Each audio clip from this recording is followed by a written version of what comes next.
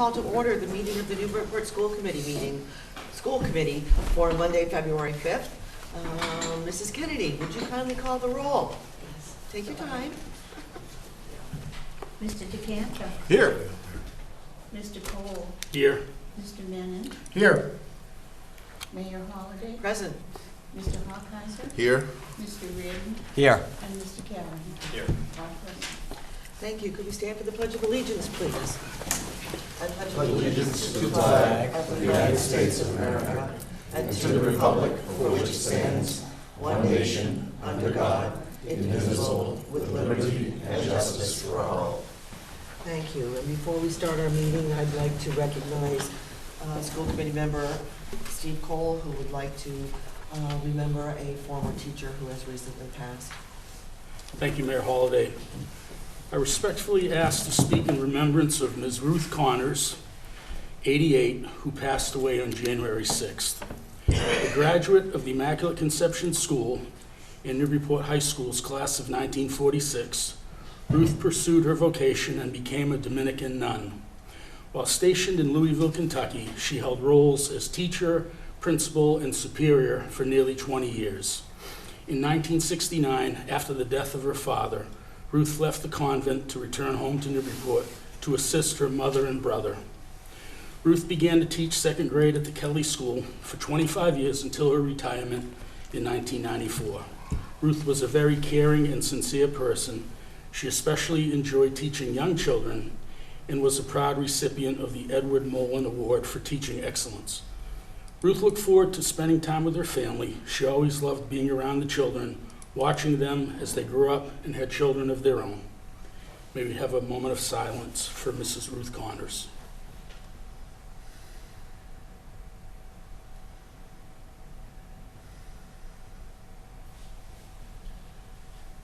Thank you. Thank you, Steve.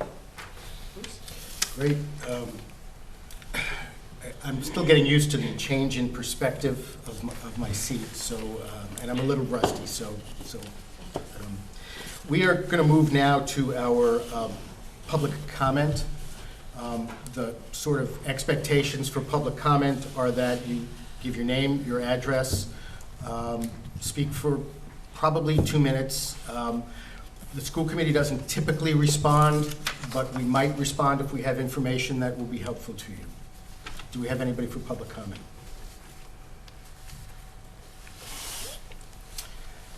Seeing none and hearing none, do we have the consent agenda? Yes, we do. Okay, do we have warrants? Yes, we have some warrants.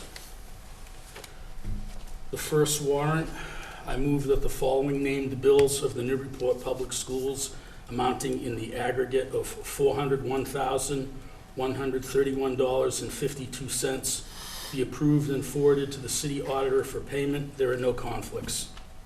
Second. Second. Any conversation? All in favor? Aye. The next warrant, I move that the following named bills of the Newburyport Public Schools amounting in the aggregate $18,043.57 be approved and forwarded to the city auditor for payment. There are no conflicts. Second. Any conversation? Great. All those in favor? Aye.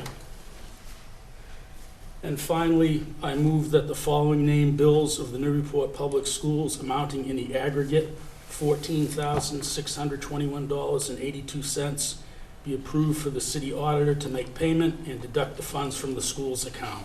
Second. Any conversation? All those in favor? Aye. Those conclude the warrants. We have a set of minutes from Monday, February 5th that came to you in your packet. Do we have a motion to accept those minutes? So moved. Second. Any conversation, discussion about them? All those in favor? Aye. Aye. Abstain? I don't think our Newburyport High School student is here. So we now move to the part of the meeting where we're going to sort of turn it over to NESDEC, and we're going to discuss the superintendent search process and results. you like us, Mr. Chairman? Probably, yeah, probably sitting up here with us would be helpful, yeah. Probably get another chair. Can somebody grab a chair for Carolyn? You don't want to be up there. It's okay? Yep.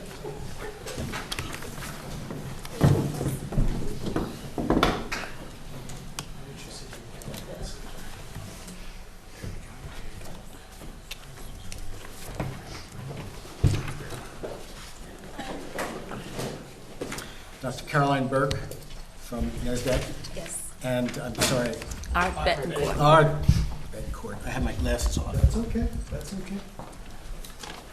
Yes, sir.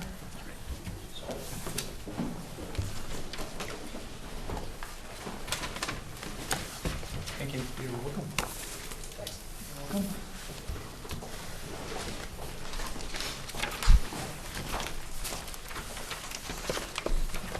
Thank you, sir. Thank you. Thank you. Okay,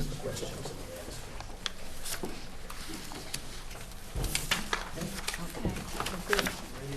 I'm ready to go. Great. Nick, would you just tip that microphone down a little bit? Thank you. So, thank you. Tonight, what we'd like to do is, we have an agenda here in your packet, to the left-hand side of the packet.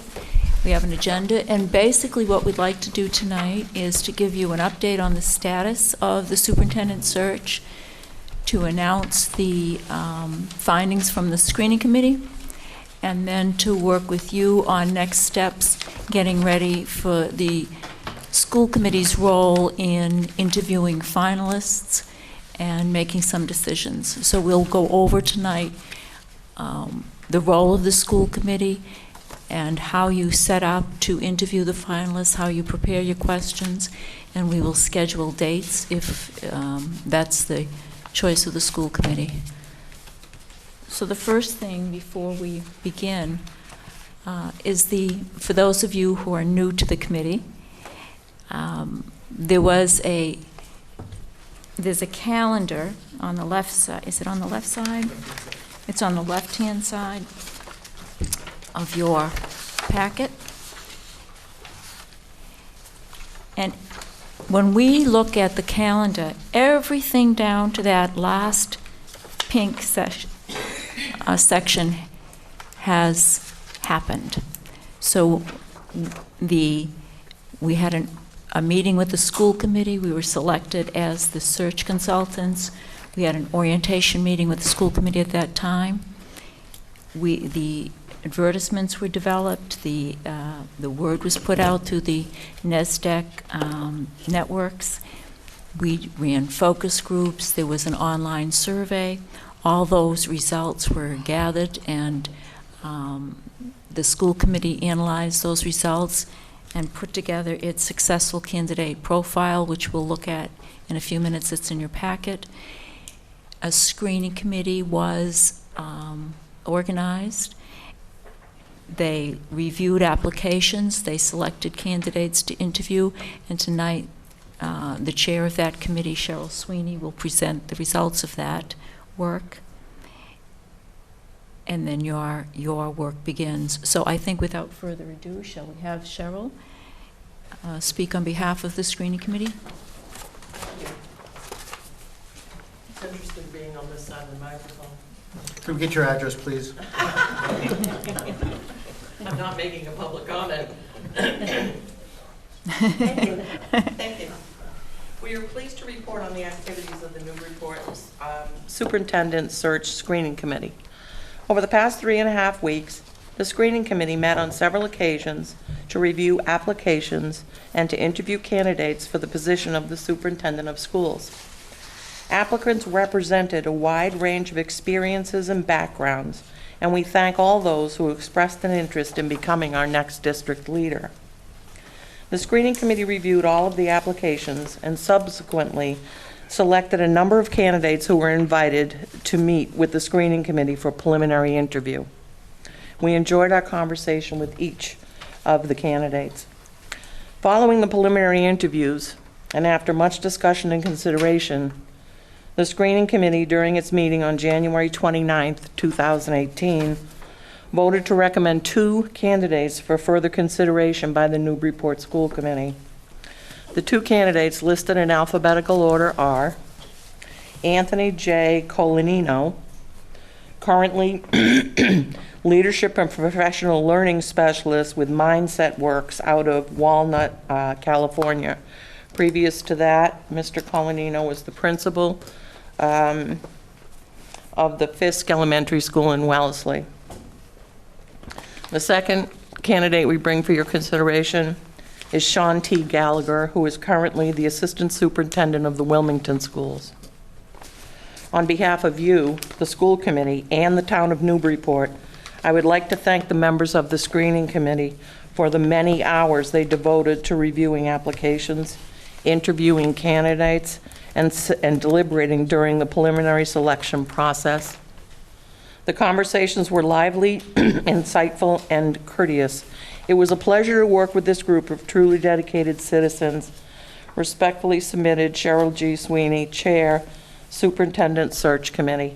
I've also made a couple of copies of the members of the search committee for your information. I already gave one to Mr. Callahan, who requested it, so I have a couple of other. Madam Chair, I'll present that to you.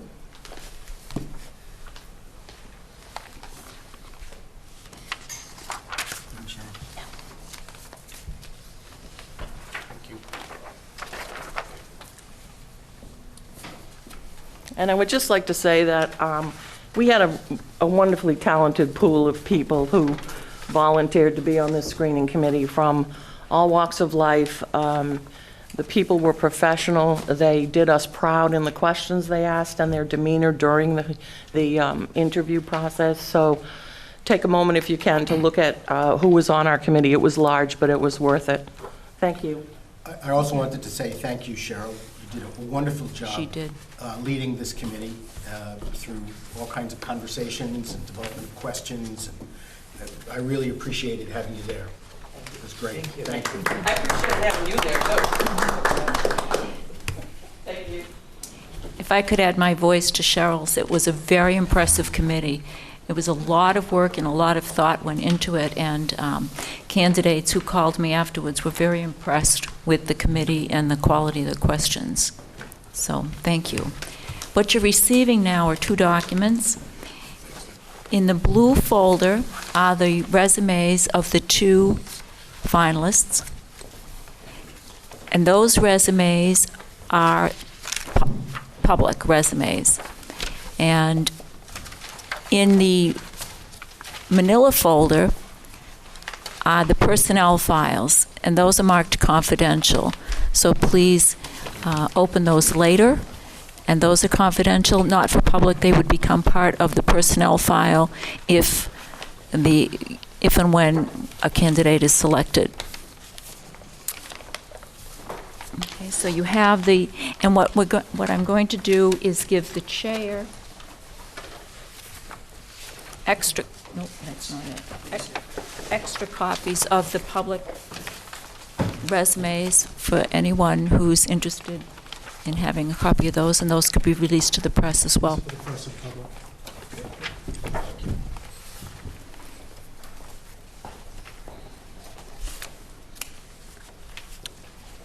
We all set to move to the next item on the agenda? Are there any questions about the search process up to this point? Anybody have any questions about the screening? Go ahead. I just have a question. So, I mean, how many people did we have submit an application or a resume? You had 24. Okay. So do you typically find that you narrow down to 2 right away, or is that varied? It varies. According to the pool? It varies according to the pool, and it varies according to the criteria that the screening committee is using to what lens it's using to choose its applicants. So the committee was using the successful candidate profile, and they also had a very well-developed set of questions and and a way to take a look at the candidates' responses to those questions and look at that in light of the strategic plan and the profile, and to narrow candidates. But Bruce could speak to that too. Yeah. We've talked about how impressed we were with the group of the search committee. They were really terrific. We narrowed down from 24 candidates to 9 candidates that we interviewed. And these are the ones that we're recommending to come forward. The interviews lasted about an hour. We had a list of about 12 questions to get through. We positioned the candidates so that they could see the clock and understood what we needed to get. There was some time for some follow-up questions. And asking them all essentially the same question enables us to sort of compare apples to apples, I think. The recommendation. If you have any other questions on that. I was just curious. I was just curious how it came to 2. I was just surprised that we only had 2 people coming forward. But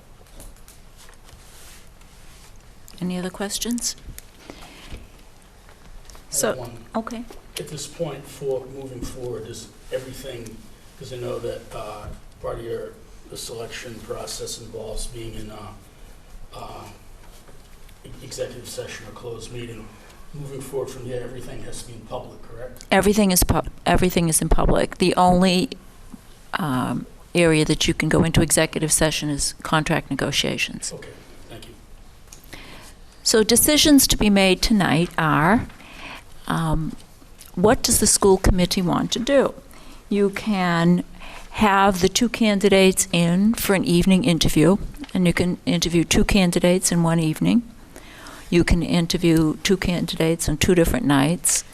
You could invite the candidates to spend the day in the district and then have an interview. You can have both candidates spend the same day and run parallel courses through the district and have 2 interviews in the evening. What we would suggest is that, and Bruce, you can speak to this too, is that you interview the 2 candidates and then decide next steps. But that's entirely up to the committee. So I would open it for committee discussion. I would say that there are a lot of districts looking for superintendents right now.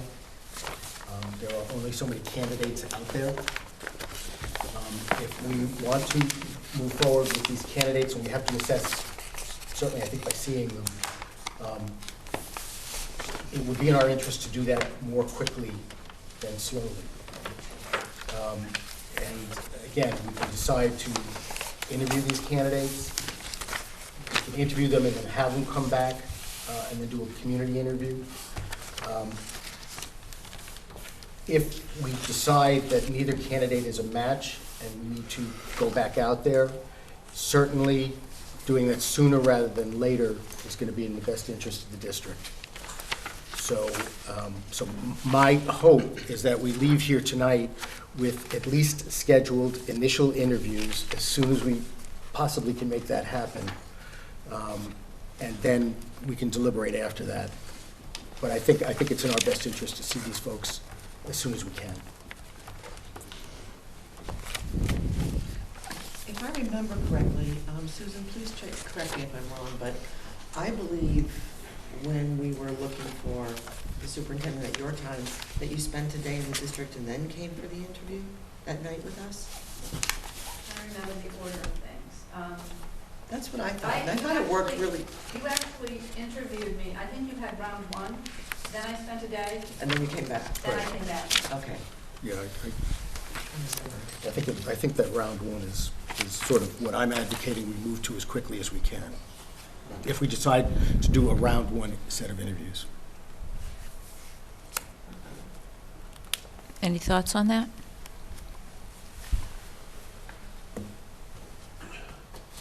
Do we include other people in this? I mean, It's open. We can. I understand that. Yeah, but no, I understand the we question. get direct input Yes. from. Yeah, let me answer the question. I understand your question. The answer is yes. We can certainly have the school committee interview them and then bring them back for a community interview and a day in the community. That we can do. I guess I'm most interested in people who work in the schools. Like if we bring a candidate to the schools, is it for the candidate to see the schools, or is it for the school people to get a feel for the candidate? I can speak to that. Yeah. Usually, a day in the district, if you design it, will have an opportunity for the candidate to learn about the district and for the district to learn about the candidate.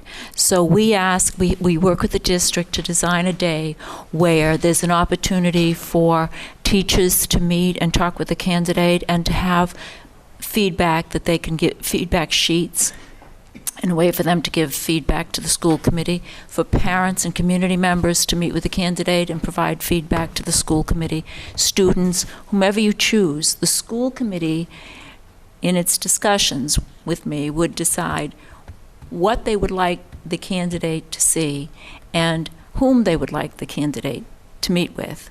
And then the day is designed around that, so that administrators might have, they might have lunch with the administrators, they might walk through the schools, there might be a time for a meet and greet with teachers after school, there might be a time for a meet and greet with parents before a school committee meeting.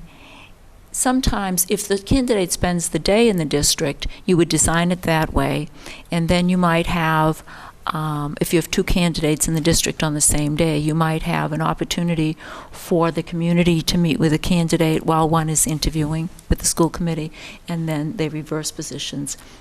Some school committees have actually asked community members to submit questions, and after the school committee asks its questions, they ask questions from the community. You can design it any way that you feel you need to design it in order to feel comfortable as a school committee member that you've got enough information to make a decision about the candidate. I think if I'm hearing Bruce correctly, he's talking about sit down and have an interview with the candidates to decide, what you want to do for the next steps. And you can decide whether you want to invite them back for a day in the district and a final interview with the school committee. My feeling on that is that we're going to have them come out for the interview anyhow, and it's only two candidates. It's not like we're trying to set up days in the district for multiple numbers of candidates. That we do a day in the district followed by an interview evening with the school committee. Whether they happen to be the same day or two separate days, I think depends more on their schedule than ours. But I think we do need the opportunity for as many people as possible to feel engaged with the process. And that is why I would go ahead and say, let's go ahead and schedule 2 days in the district, and followed by the interviews. And then after the night of the second interview, whether it's the same day or not, we can deliberate about what our feelings are. In other words, I don't think day in the district should get in the way of us moving quickly towards a decision. I think they should do the same day like we do with the principals, just so parents don't have to take 2 days, especially if it's in the middle of the afternoon. It's all at once. They don't have to take 2 days off of work if they want to meet both of them. Well, we would schedule them to be available to parents in the evening. I would like to know what the candidates would like to see in the district. So, yes, we could cherry pick some places for them to go, but they could be kind of curious to say, okay, you have a day to come see Newburyport, who would you like to meet? We decide that. What's that? I think we decide that. I know ultimately we do decide that, but I'm always curious to know who they would like. I think there's some merit to what David is saying. It is more information to hear what the candidates themselves would like to see, what they're interested in, what. I'm going to bet some people would start listing a leadership team, and other people would say, I want to sit down in a second grade math class, and I want to go to lunch with the middle school kids. And I think those are, I think we can do a blend of both. that's, Yeah. whether or not we adhere to their list, I'm just saying it'd be interesting to know if they had any Sure. preferences to. I'll certainly ask them, sure, and I'll get that information. On the right-hand side of your packet, let me just look and see how far back it is an example of a schedule for a day in the district. Entitled Suggested Itinerary for Finalists.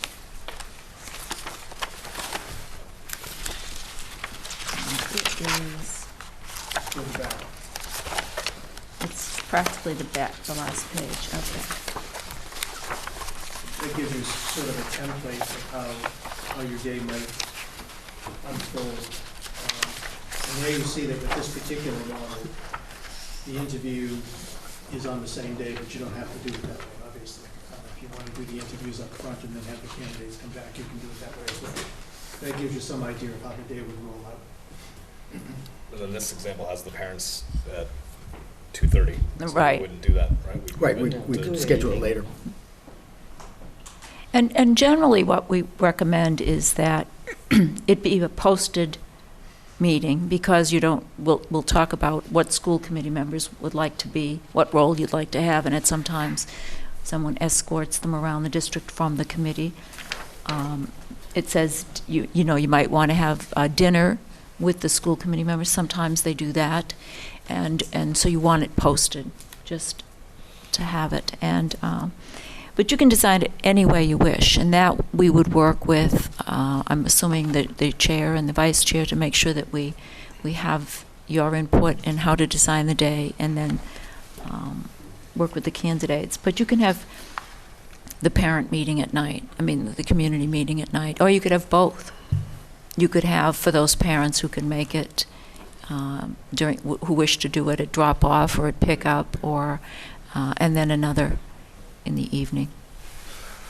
And those are usually designed as meet and greet, but if those groups have questions, particular questions that they'd like to ask the candidate, they can, you can consider that as well. And we always recommend that you give the candidate some time to, well, in your case would be to himself, to have some time to sort of reflect on what they've learned from the day in the district, so that you can ask them that, now that you've had an opportunity to spend the day in our schools. What have you learned? What are you thinking? Okay? So I would say, and then after that, you make decisions about if you're going to do visits to their district or to where they work, or if you're going to go and see your candidate in their natural habitat. Can we all go out to California to see? Sure. Yeah. So, I think it's mandatory, I office. really do. I think it's critical. So I think what we have to do tonight is to look at our schedules and set some dates, and then go on to how you would develop your interview questions and get ready for the interview. Scheduling usually is the hardest part of the entire evening. If you look at the time schedule for your work, it says that the finalist visits and interviews, everything that you're doing is scheduled to take place in February. And the selection of the superintendent is scheduled to take place the end of February, the beginning of March. Now, it's your schedule. You can adhere to it or not, but we've I been... would just share with the school committee, obviously, one of the complications that we have is that the third week in February is school vacation. So we're not likely to be able to do any site visits during that week. Again, that doesn't mean we can't design a process that brings the candidate in during that time, but they wouldn't be coming in to see the schools. Right. And we wouldn't be seeing their schools, I would assume. They could probably have similar vacations. So is there a chance you could set up visits for them here next week? Oh, the candidate, we can do that. We'll work around your schedule. The candidates will make themselves available. You would want them in for interviews or? Just for, Just for the interviews, the evening no, interviews? no, just for a day in the district. Or a day plus the interviews in the evening, is that what you're looking for? I don't know. Yes, no? Yes. Yeah, Yeah. same day. For that first We're gonna have them come out. Well, I know, like, next Tuesday, we were gonna do the retreat, but that didn't work, so that, for There must be somebody, a conflict, right? there's a conflict next Tuesday. I'm not going to be here for the retreat. I'm not going to be here that week. That week. Right. Oh. Right. For when we do the interview, I will Skype in or FaceTime in for the interview. The week of the evening 12th? interview. You talking about the week of the 12th? Week of the 12th, if that's the week that, yeah, that's the week I'm not going to be here. So, I mean, I could do next Tuesday or Wednesday, So 13 or 14? maybe the 13th or the 14th. It's Valentine's Day. I'll live. 13 and 14th is fine with me too. 13th is better, 13? 13th, Tuesday? because we could do both interviews that in one. People, if, with two candidates, generally, if you schedule it correctly, you can have both candidates in the district on the same day. And Kathy Manning was on the screening committee, and she's an absolute whiz at scheduling. So I have no doubt that she would have this. I'm volunteering her. What did they call it? Voluntold, but but I'm assuming that she would be the person who would lead the scheduling, and She said she would do that for us. So if you could reach them tomorrow to find out about Sure. their interest in terms of what they want to see. Okay. And then send it to Bruce, and then he could send that out to the whole committee, right? Can you do that tomorrow? Yep. And then at that point, we'll figure out a schedule for the day. Maybe throw something, a draft schedule together based on that information. See if we can get them both here on the 13th, and then for interviews on that night. Right. Preliminary interview. right. So your interviews could take place, I would say, and jump in any time, Art. You could have one at, say, whenever you want, 6:30 to 8, and then the next one 8:30 to 10. Usually for the school committee, you take an hour and a half, but you can take an hour, you can take whatever amount of time you'd like for your interview. The other thing that is frequently done, at least in the format that you're talking about, is while one candidate is interviewing with you, the school committee, the other candidate could actually be meeting in a public forum or a public reception. And then you just switch places while that candidate that you're interviewing goes to the public forum, and the public forum candidate comes to interview with you. So that you give the public an opportunity at the same time to meet with the candidate, and it also keeps the evening symmetrical, if you will, in terms of, where people are supposed to be. So you can think about that too. The other thing that would be helpful leaving here would be knowing the starting time, so that we can tell people tomorrow, be prepared to be there at 9:30 in the morning or 10 o'clock or whatever you folks decide. So if we could get that much accomplished, that would be great. Right. And I understand you want to hear what they would like to see, but I'm assuming that you would like them to see your schools, and that Bruce as chair, you would be as vice chair, and Madam Mayor, you would give Kathy Manning some direction as to what the committee wants them to see, because you want to be able to know that they've seen certain things, and to be able to say to, in your questioning, say there was a facility or something, what were your impressions of the facility needs, and based on the program, or whatever it happens to be. If you want them to have some knowledge of the district, what would you like them to see?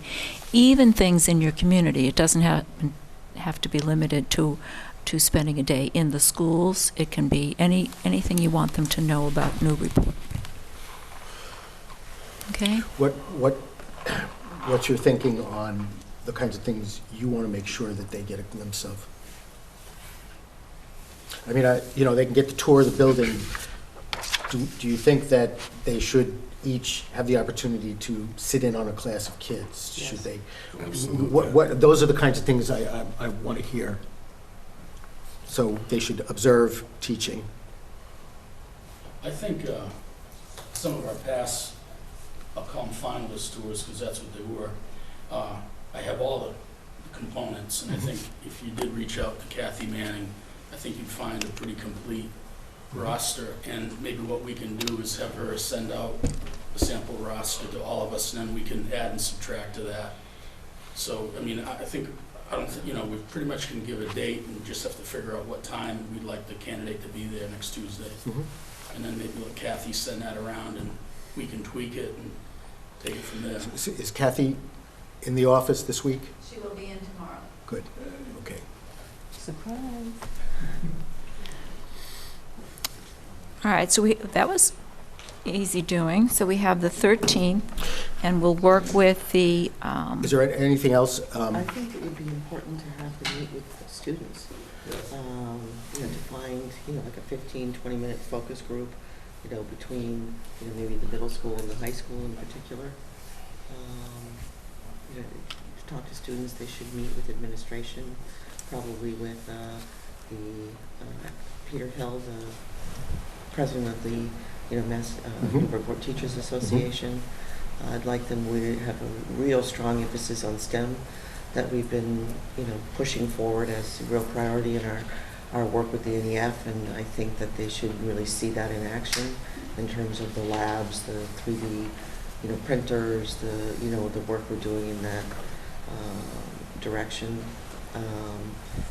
Probably be nice if they could spend a little time with curriculum, STEM, literacy, specialists in terms of where we are in terms of our curriculum, where we're going, some of the maybe some of the data that was presented a couple weeks ago might be helpful for them to see. Yeah. No, on past ones, we've had also public safety involved, city councilors. So, I mean, like I said, Kathy does have, some rosters of past visits, and I think if we took a look at those and tweaked it the way we wanted to, I think we'd get a very complete roster of meetings. One thing that I would like to add to the list that's probably not been added to many other lists, I think it would be really beneficial for the candidates to spend a little bit of time talking to the school nurses. Given our focus on wellness and our social emotional emphasis, I think the nurses are going to have a pretty good look at that. And even if it's just 15 or 20 minutes, they get a chance to. I think that's a great idea, especially given the increase in young children with medical needs and on the spectrum and all of those things. It's a good idea.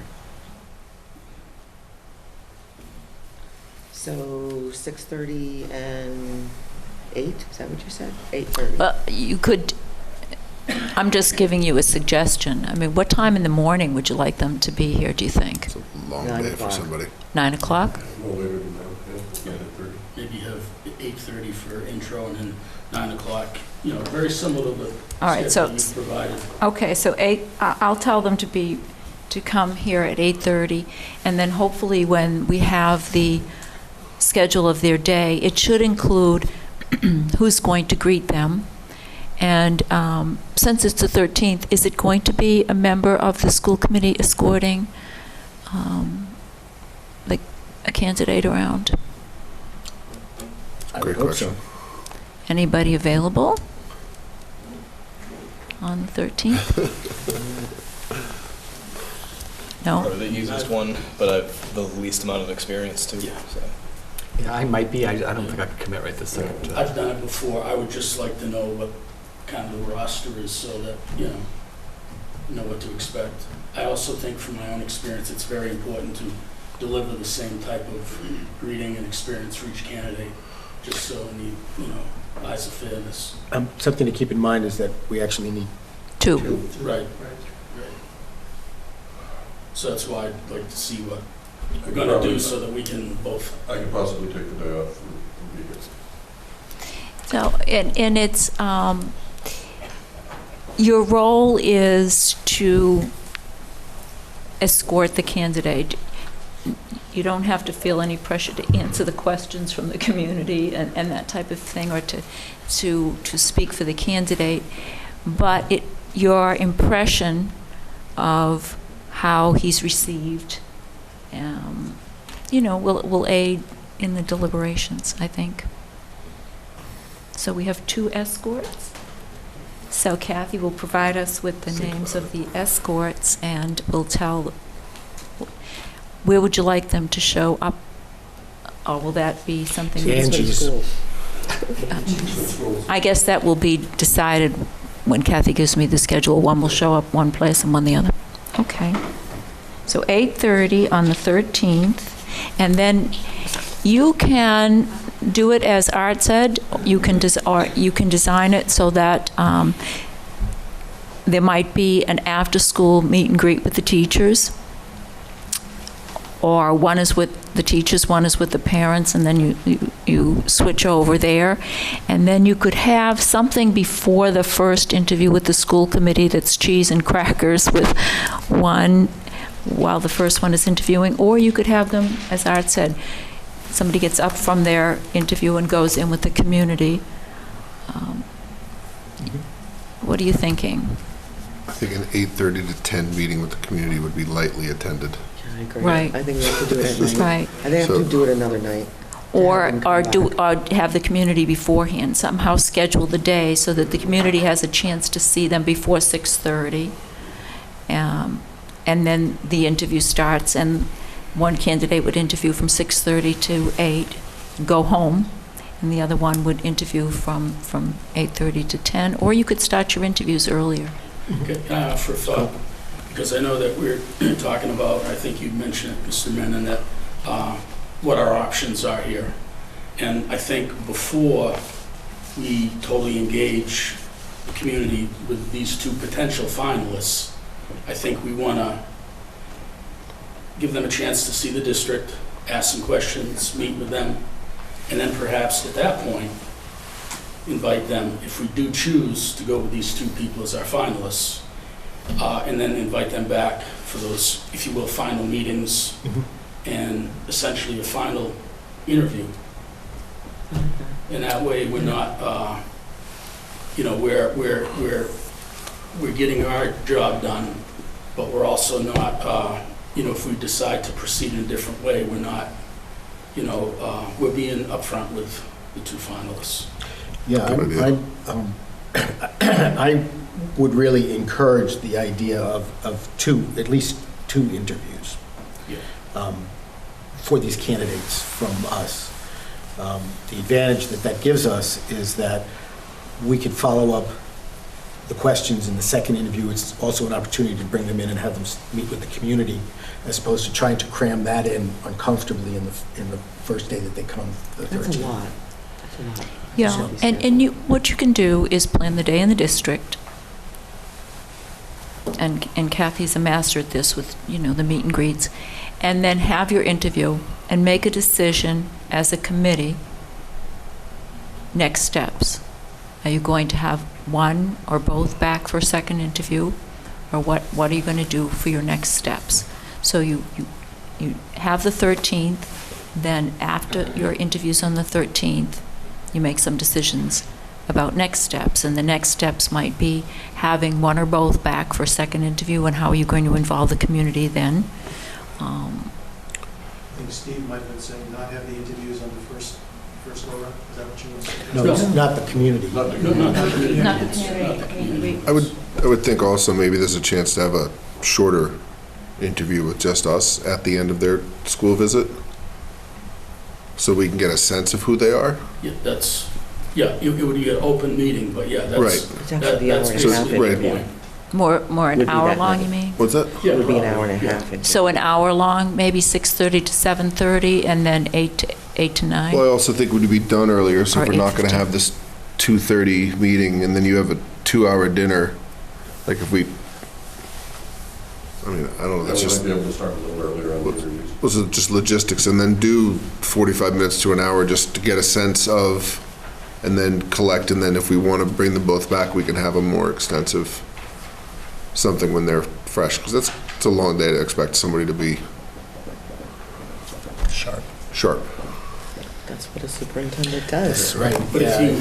if you explain it to them up in advance, that there's basically a two-stage process, they can prepare, they can understand that, and they can say whether it's something they're comfortable doing, or they'll make some suggestions to us as to things like that. But again, my whole thing is, let's see what the roster will look like. Let's figure out what we want to include. And I do think public safety is a real important piece for both, candidates. Take it from there. So we lose a week because of vacation, school vacation, so then. Well, sorry, I was gonna say, we could do, So we do the We first could interview. do ours. If they've already done the visits, we could bring them in school vacation week.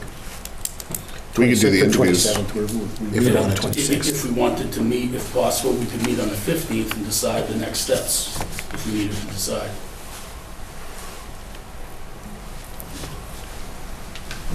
No.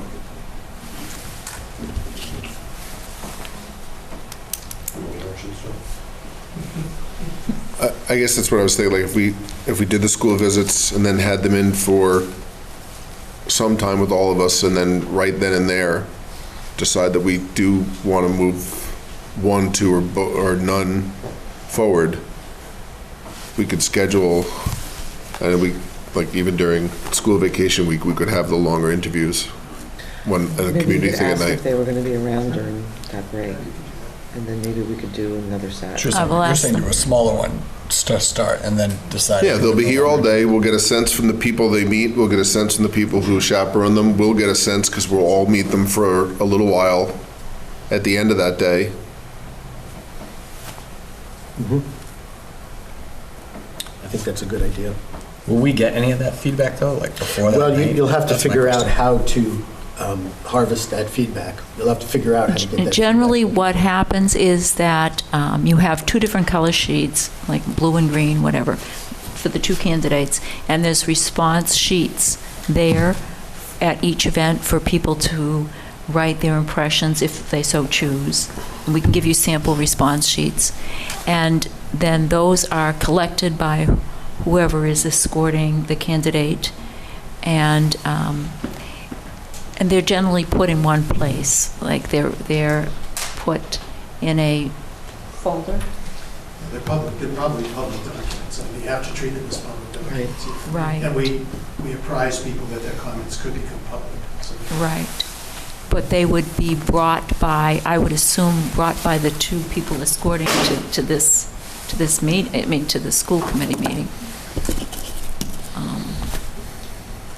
That's generally how it's done.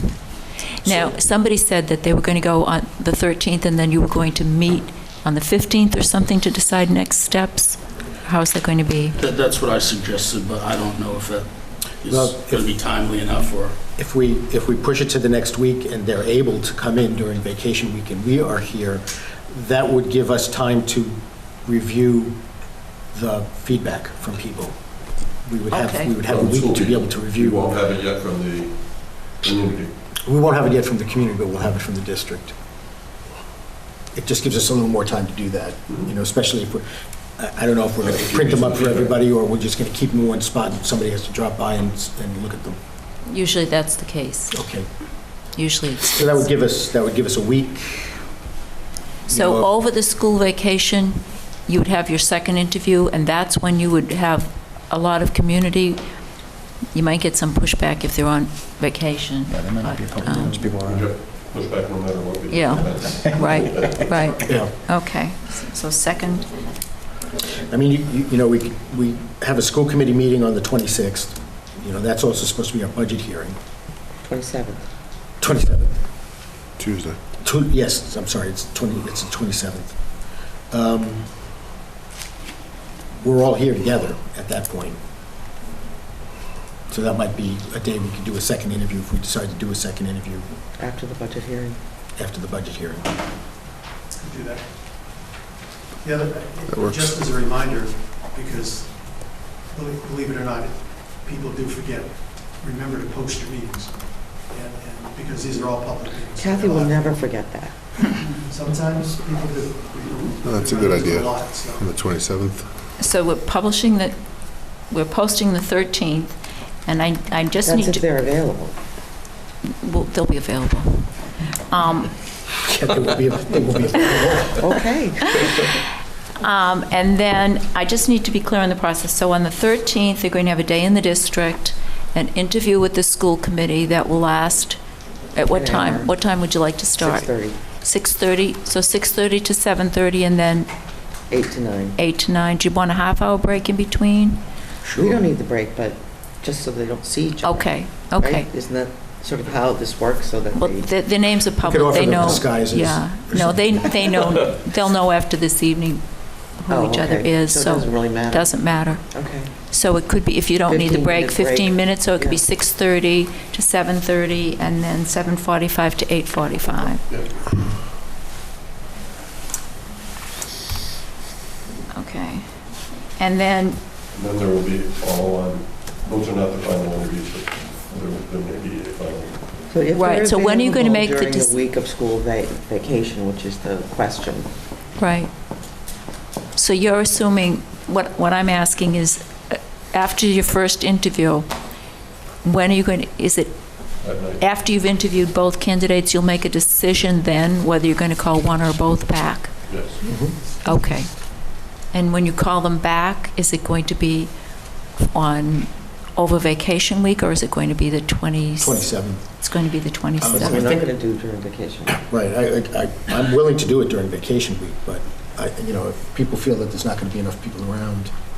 Let's do it the The 27th. other thing that, just to keep in mind, it means that we're, for that week of the 26th, even if we're meeting on the 27th, we have to get the site visits in before we make a full decision with a candidate. So we're looking at that week of the 27th as the time we'd really like to try to do site visits. And a site visit, for those of you who are new to this process, is, first of all, you'll make a decision, I think, after your interviews, or maybe before, about reference checks. We can provide you with a list of references for each of the candidates. We do some front calling of references too, and you can decide who's going to call whom, or who's going to call references for one candidate and who's going to call for the other, what types of questions you're going to ask. So there'll be reference checking. Of course, Googling whatever you need to do to do background checks, and we will as well. That's going on. And then you can decide whether you're going to go, you'll interview, and whether you're going to go to his district, or you have a candidate who's from an alternative setting. You can say to him, this is the types of things we want to see. So you need to be able to show this to us, and they'll put together whatever you want to see for the day. So the direction comes from the committee, or you can leave it to the candidate. Show us what you want us to see. For a site visit, generally there's at least one member of the school committee. There can be more. You can decide who else is going with you. It can be people from the screening committee, people from staff, or just school committee members. It's really up to you who does the site visits and the types of things that you want to see. We're only talking about one site visit though, right? Because Anthony doesn't work at the school. Well, then what would you like to see? Yeah, we still want to see some things. So it may be that he's consulted locally, and you want to talk to the people he's consulted with. His or- prior position. Yeah. prior to. Right. Yeah, so I think we're going to have to help the candidate, and the candidate's going to help us figure out, we just have to figure out what we want to see. Yeah. What do we want to know? Right. And some districts say, you know what, we're just going to call reference, we're just going to call references and not do site visits. Other committees say, no, absolutely, we're going to do a site visit. So, but if you do site visits, it's going to be that week of the 27th? That's the way it looks. If we're assuming that schools are not going to be open that week of the 20th, Well, you could do, Anthony, well, week of 27th. For the trip to California, is some available? I'm I'm actually, sorry, it's in the shop. It's in the yeah, I will actually be, You'll be in California? My goodness. You can just drop by, I could just drop by. yeah? I mean, California is just a small state. It's just, Right. just a hop, skip, and a jump. So where's Walnut compared to where you are? I don't know. Where is Walnut? Walnut is Northern California, isn't it? San Francisco. Don't know. Well, then Could be. it could be. No problemo. Mr. Hawkeiser has reached for his. We'll ask the magic box. But we're not covering your plane fare. No, I'm not asking anybody to cover my plane fare. So where will you be interviewing? In this room? Don't know yet.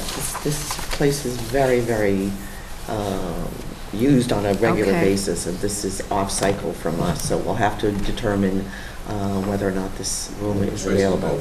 So that's another thing for Kathy to do, is to find a place for the Sure. interviews on the Well, 13th. I can, my You- office takes care of booking. Oh, this, okay. So we will Okay. work on the 13th to see if we're available, and if not, we'll find an alternative site. So the 13th and the 20, Walnut, Always can go back to 118 at the high school. Walnut is 1 hour due east of Los Angeles. We could do it. I was afraid of that. East. I was Yeah. interviewed in the library. Way too far, yeah. Yes. I'm sorry, what? I was interviewed in the library at high Right. school. I remember That's that. nice of And that's a lovely setting. Yes. so we would need a space for the, potentially for the 13th and the 27th. Right. Okay, good. All right. And we're saying that your first interview is going to be for an hour? Okay. For the next section of the agenda, questions. What are you going to ask the candidate? So there's some Before we things. jump to that, can we just tentatively pick a date that we would like to go to Wilmington? Oh, sure. I think we should schedule it because we're all here and it's really difficult to schedule things. So it's the In, week some, Past site visits that I've been on, and I know Steve's been on, it's been a pretty full car. There's been a teacher, there's been an administrator, I think a parent, school committee member. Sometimes it's been a few cars. Yeah. So that's what our tradition has been. We don't have to do it that way, but we've always done the site visits with. I think you want to have an equal-sized team for each.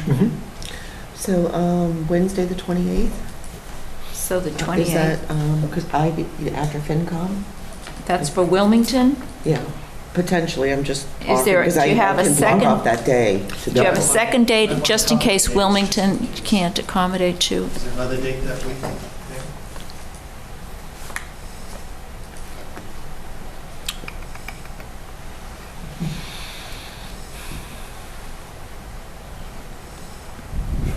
I'm gonna do the walk around, I won't be doing site visit. No other dates? Friday, the 2nd?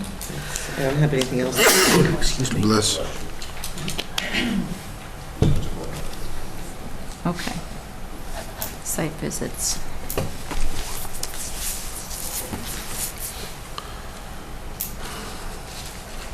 May or may not be required, but we also suggest you post that as a meeting so that people know what you're doing. And if you are going to Wilmington,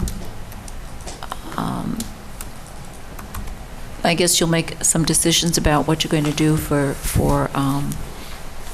Mr. Colanino? Yep. And- People are just getting their first sort of glimpse at the resume, and we haven't opened up the packets. Do you want to take a minute to look through the resumes? If you do that, we might be able to come up with an idea. I from what you would said. like to have some percolating time Yeah. Mhm.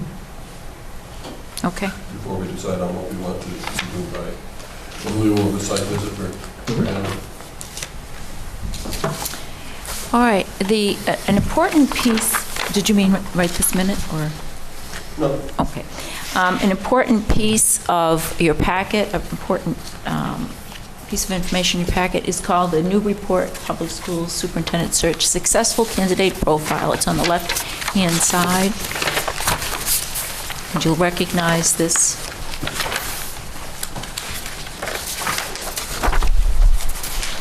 Document. This is the document that you as a school committee put together after going through all the data from the 400 participants in the community needs assessment, which was really, I think, a very successful community needs assessment. 400 participants is something that is rare, and we were very impressed. And all of the data from all of the focus groups and from the online survey came to the school committee. And the school committee, after reading through the data, said that you as a committee are looking for a candidate that is competent in all aspects of being a superintendent. You're looking for competency across the board. But in particular, for the candidate to be a match for Newburyport, for someone to be a good fit for Newburyport, they have to have a significant level of depth and knowledge in 3 areas. And the first being building effective relationships. The second, future-focused leadership. And the third, effective operations management. And then all of the data from the groups was distilled into what does building effective relationships mean in Newburyport, to the Newburyport community and to you as a school committee. And you have the bulleted items there, that somebody who has a deep and effective knowledge in building effective relationships would be able to do what is listed under that area. What does future-focused leadership mean to Newburyport? These are the bulleted items on page 4 and 5 of what that means to the Newburyport community. And what does effective operations management mean to the Newburyport community? That is on page 5. So I would ask that when you're thinking about your interview questions, that we're going to talk about that in a minute, that you read this document, and when you are listening to the answers from the candidates, this is one lens that the screening committee used, and I think that you'll second me in saying that that was an effective way to have a common language looking for something like this. And when we talk about, go ahead. Okay. When we talk about developing questions, you can take any one of these declarative sentences, such as bullet number 3, a team leader who is inclusive, thoughtful, personable, and approachable, one who establishes and expects a positive learning and working environment. You can turn that into a question, such as please give examples of how you did X. So you can take any one of these things and turn it right into a question. And your questions should always be, what have you done for me lately questions. They should be, give examples of how. Tell us about a time when you, how did you, not so much how would you, what do you think about, not too philosophical, more you want to really have the candidate talk about his or her experiences with things, because you're looking for somebody with superintendent experience, maybe not the title of superintendent, but the experiences that would demonstrate that he's ready to take on the mantle of superintendent in Newburyport.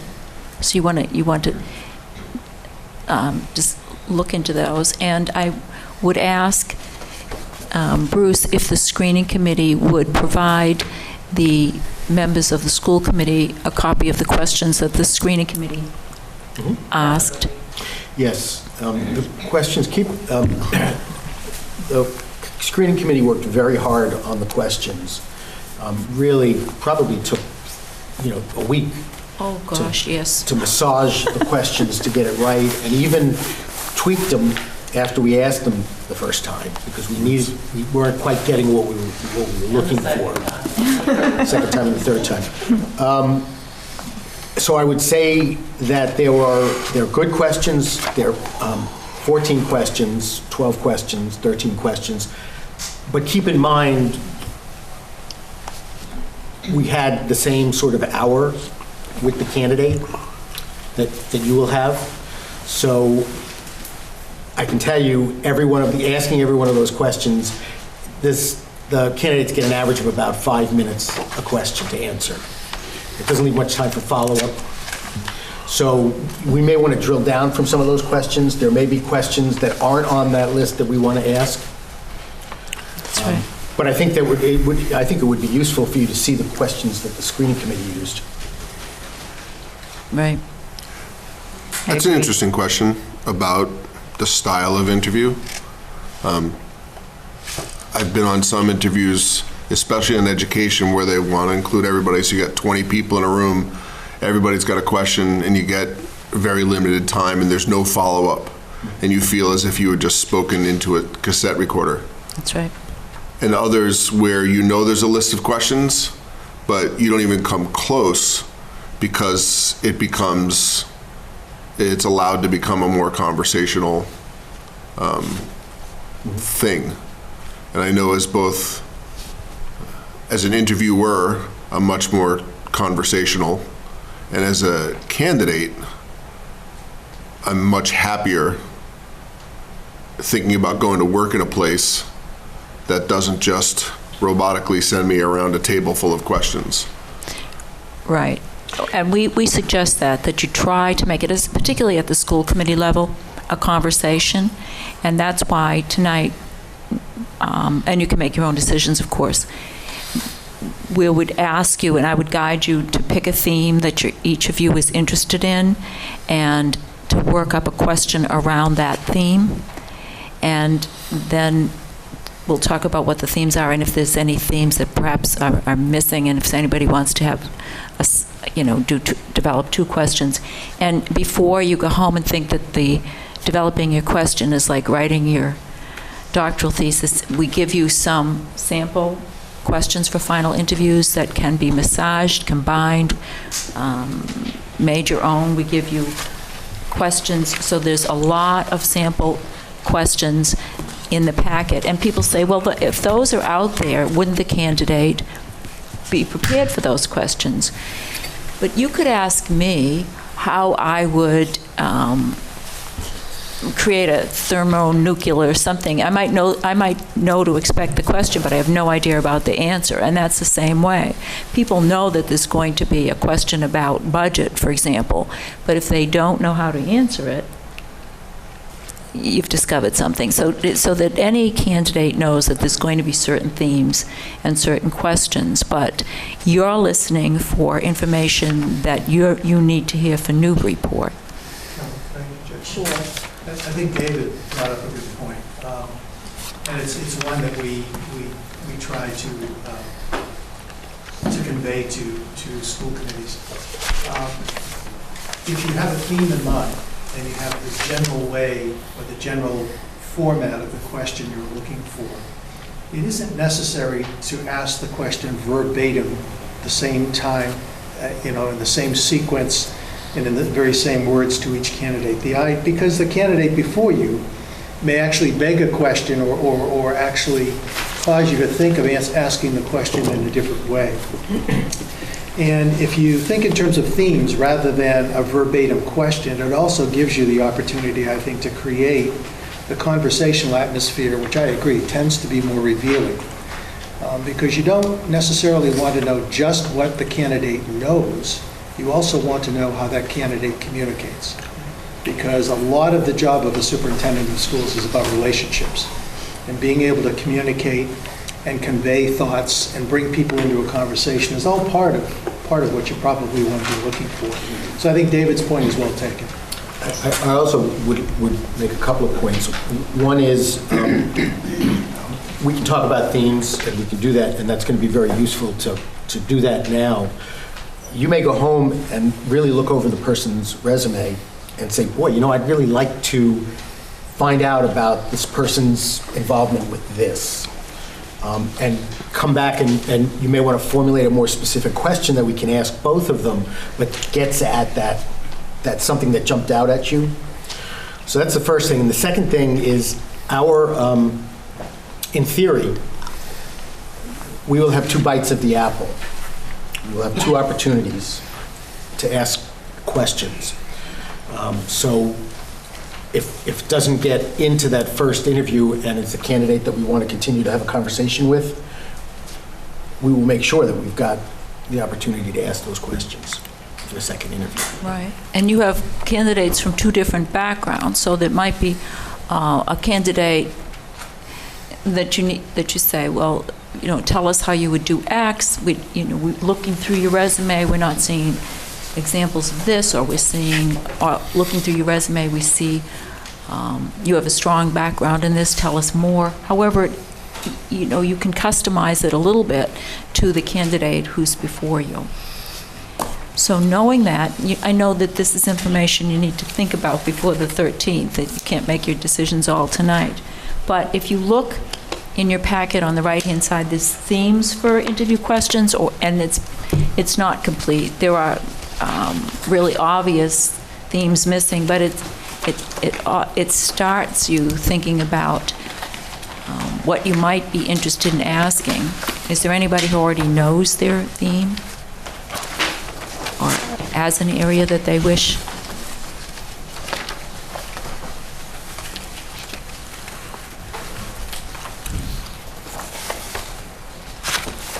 It looks like this. The sheet looks like this. It's just a list. And it should be on the right-hand side.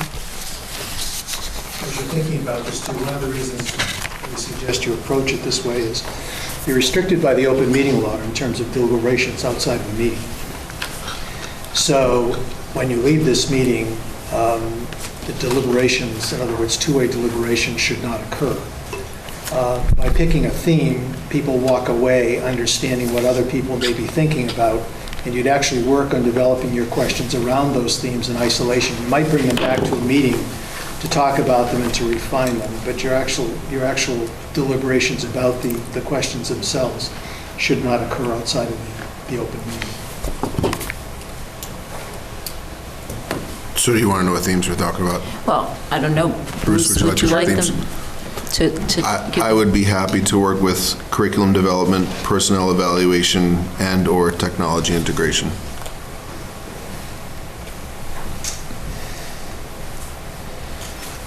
What were those 3 again, David? Curriculum development, I'm just going off the list here. Curriculum development, personnel evaluation, and technology integration.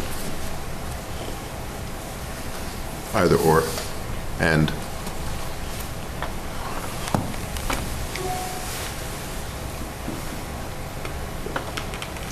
Special education isn't on here. There's a number of things. I'd like to take a look at accomplishments and challenges and decision-making.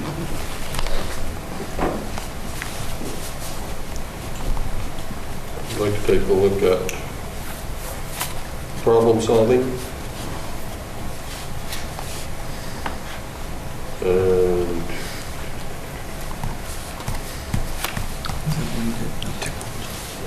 probably planning. Planning. Problem solving and planning. Great. Well, I suppose I'll have to do the budget then.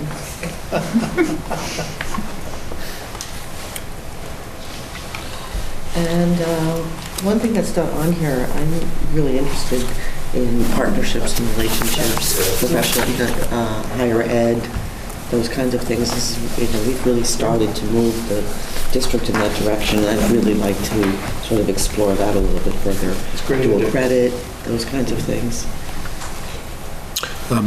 As Carolyn said, special education is not on this list.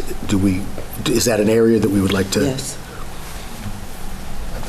That's just my opinion. I think it's really important. I could take that one. I mean, You have it up. I'm just saying if people wanted some of the ones I've already named, Right. I'd be more than happy to. Right. I'll take that one, that's fine. I'll do special education and communication and getting support for school.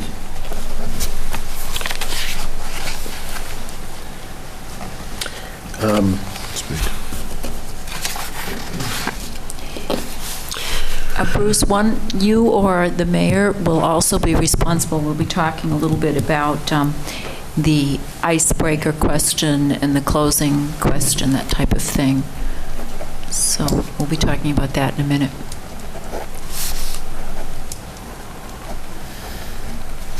About those Pats, that kind of question. How about those Pats? We don't have any questions. The mayor has a question here about partnerships and relationships, but we don't have any questions here that touch on community building. Sean says gaining support. Schools? I'm sorry? Would that be gaining support for schools? Okay, yep. I'll see that there.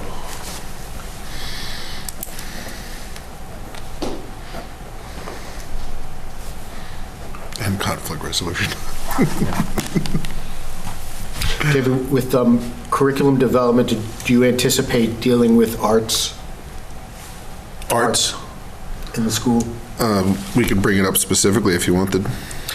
I think it's a good area to be talking about. Sure. And STEM, Arts and STEM. I mean, it's, or STEAM. you could spend 3 days on the question, so depending on how deep, as a theme, I probably wouldn't, but as we drill down Yep. Yeah. to be inclusive, that kind of thing. Okay, yeah, no. Mayor Holliday, I assume partnerships and relationships also extends to experience the candidate may have had working with the political class in the community, the city council, or having to work with legislators.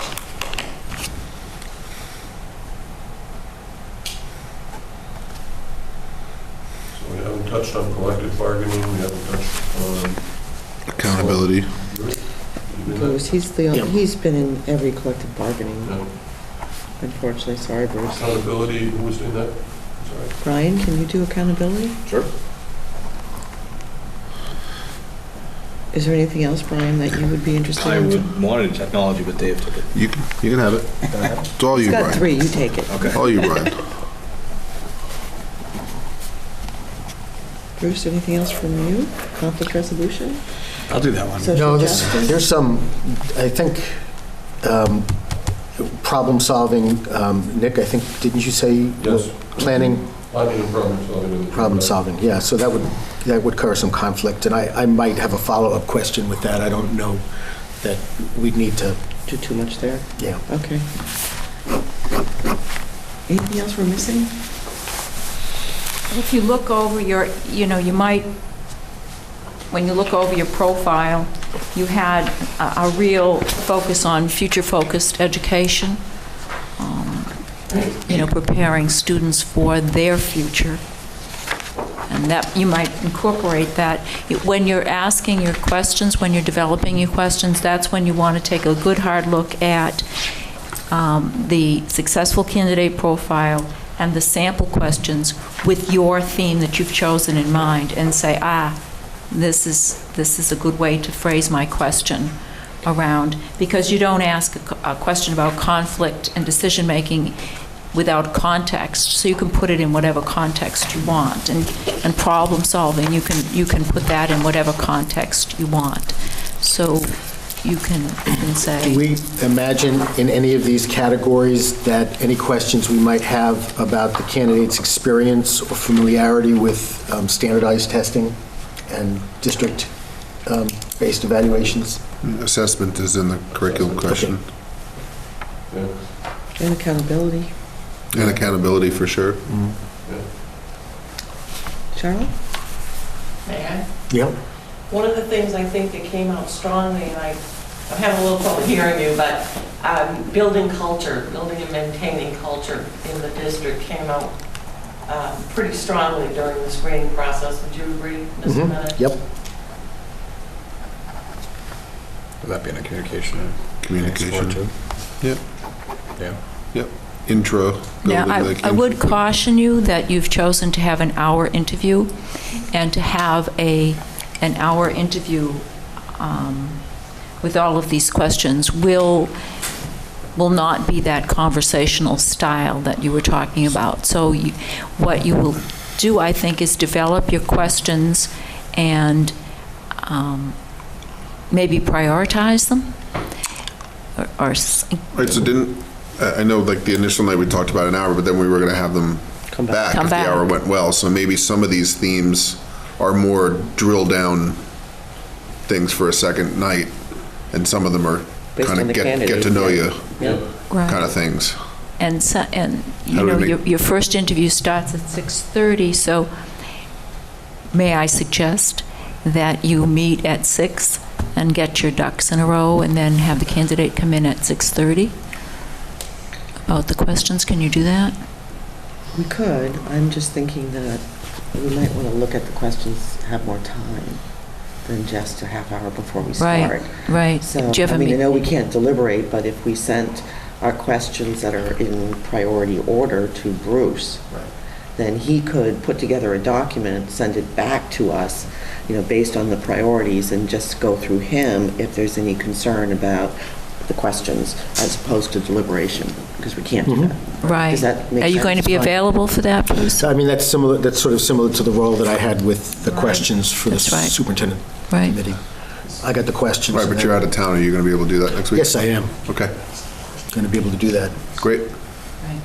So by the end of next week, the question should be to Bruce? Right. By the end of this week. And when you're, Yeah, end of That's this what I week. meant. I'm Yeah. sorry. and when you're asking your questions,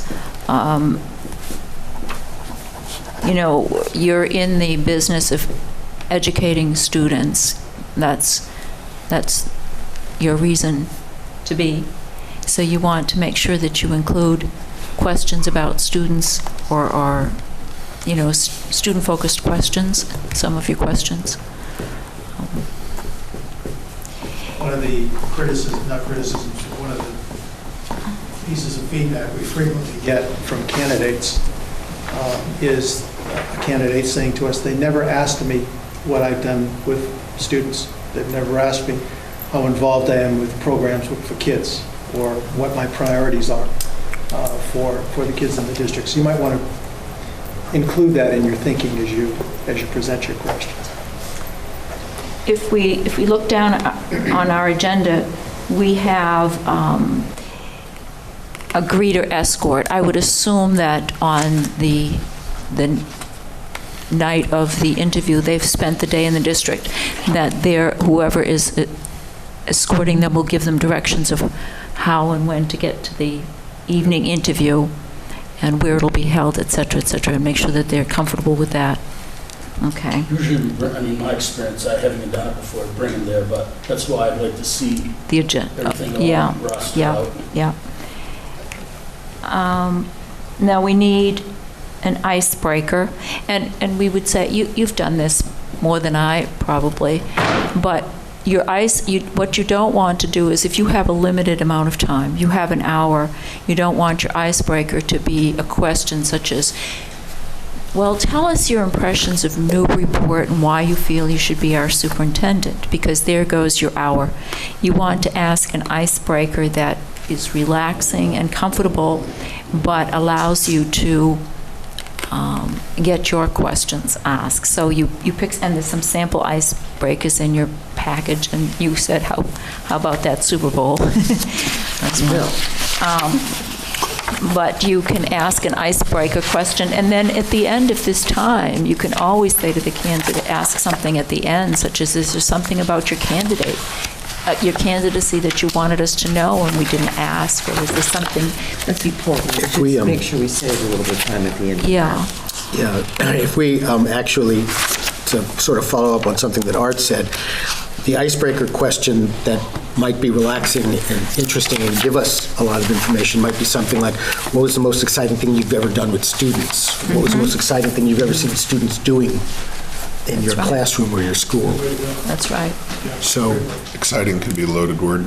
yeah, just come up with a different word. And you have, they will have spent the day in the district, so when some of you are developing your questions, you might want to say, now that you've spent the day,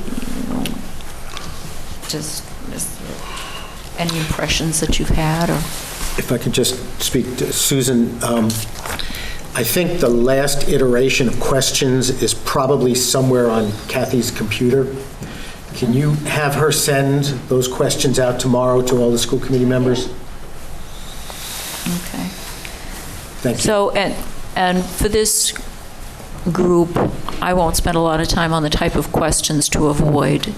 You know, you can't ask marital status. You're familiar with those. Do I need to go over those? Okay. Taking notes, you're free to take notes however you wish, as long as you're looking at the candidate and talking and making him feel comfortable. You know, what you don't want to do, I see laptops out, and that's fine, as long as you're just not, well, the whole time the person is talking, so that they don't feel that they're not sure what you're typing, they're not quite sure what's going on. But most people are very comfortable if you're like, I'm very relaxed, so I'm not worried about it. I don't think they would be either. So just make sure that it's a comfortable setting, and you can decide. You might say to them when they walk in, you know, we have X amount of time. We've got 8 or 9 questions, so that they, and make sure that they have a clock in their line of vision so that they can pace themselves, and then say, and at the end of this time, you know, we'll leave some time for you. And then that's it for sections 1 through 3. Is there any questions about that people have for me or Art? Okay. So I'm sorry, I have one question. Sure. Something Art mentioned earlier when you're talking about having different meetings and people were going to leave comments on those 2 sheets. Right. And you said you can treat those as public documents. Right. What do you mean by that? Does that mean they have to be signed? Or? No, it just means that if someone requests to see them, I think probably that would be something they might be entitled to. I mean, I'm not sure there's any case on file that says that, but Okay. I think it's prudent to regard them as public, is So what just I'm saying. don't fetter them just as is. Yeah, that's also true of your notes, by the way. Sure. As you know, those can be discoverable as well. We've never had a problem with that, but I just think in terms of prudently handling it, just assume that it's public. Yeah. I mean, it's a public process, just assume that those things are Yeah. public. We've compiled a number of site visit reports since I've been on the school committee, and they've all been public Yeah, record. I mean, the mayor, you may have a different point of view about those things. Oh, no, I did not. That's absolutely correct. Okay. Right. Can I just ask one question? Sure. During our last search process, each of the finalists had an opportunity to meet with the mayor. I don't know if we want to put that in to this day on the 13th. It's up to you, or whether you prefer to have it on the, after you've met them on the. Well, they have a gap from what looks like the calendar. Yeah. Where is it? It was quite a chunk of time. I'm back in the city by like 2:15 or so that day. So I could actually do, because we're not going to do parents, so maybe if they met with students, I don't know, we could work out that piece, but, you know, somewhere between, you know, 2:30 and 4:30, It's a great idea. a little more relaxed, come to my office, take a walk downtown, I don't know. See the municipal side of things. So, Bruce, are you the person who will be working with Kathy and me on this? Yes. Okay. I will be working from somewhat a distance, but yes. Okay. The liaison to the press and the public, I'm assuming that's the chair? So if people ask different members about the search and how it's going, you can refer them to the mayor, or tell them, again, the search is going along well. Absolutely. Yeah. Just a little. And you know that you should be thinking about contracts. I mean, that's probably going to be an executive session, but you want to make sure that you have, that your lawyer or whomever does such work is preparing a contract, thinking about a contract and what that might look like. Are there any other issues? I think so. I think we covered it. Any questions that you have? So I guess the Did you decide a date that they had to give you, or that you recommend they send their questions to you? The end of the week. End of the week. Friday. End of the week, by Friday? And I can turn it around, probably turn it around the weekend. Okay.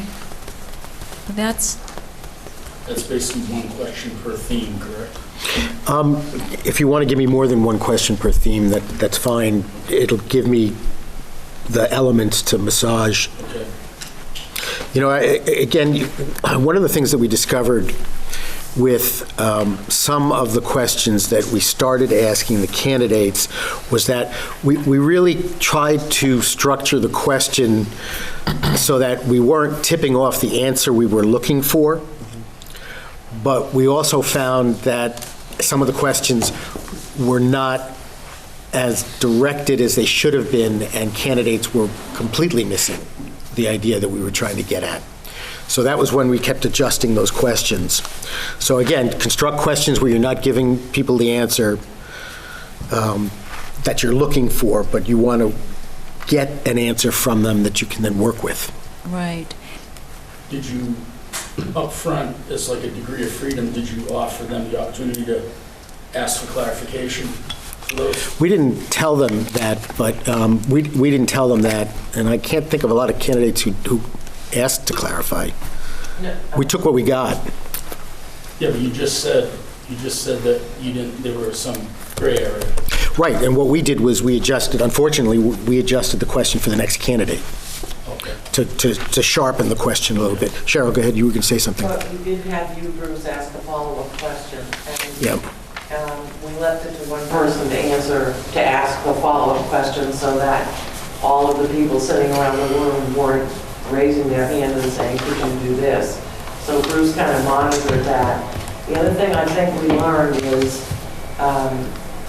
we had too many questions and didn't have enough time to execute perhaps the end of the process, which was, is there anything you would like to ask us? Is there something you'd like to share with us?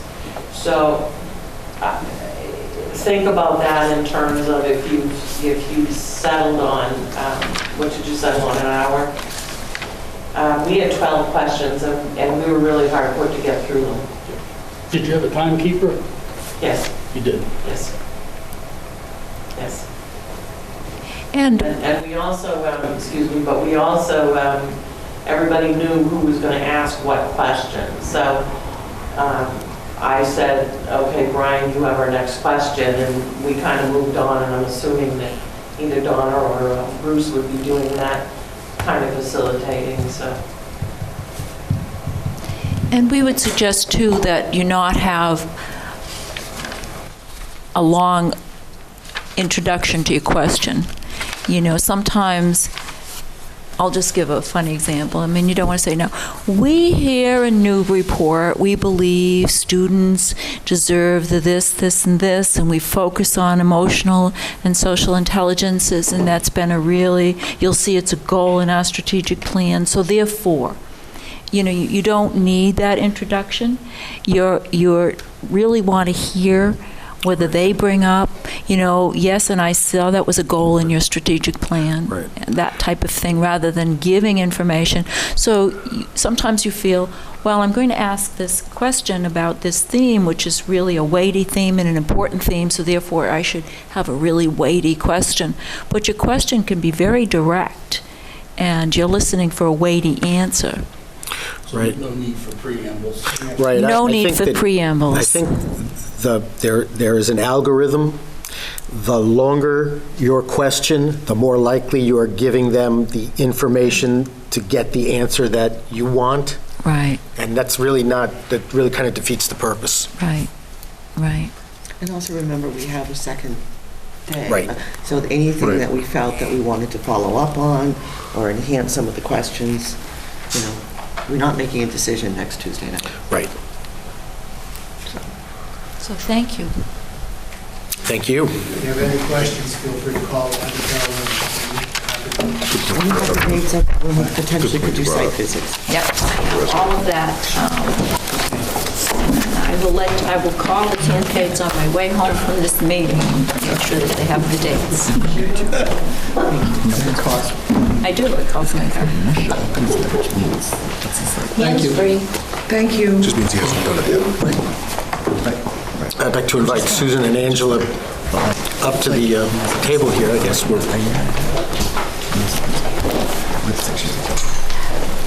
Thank you very much.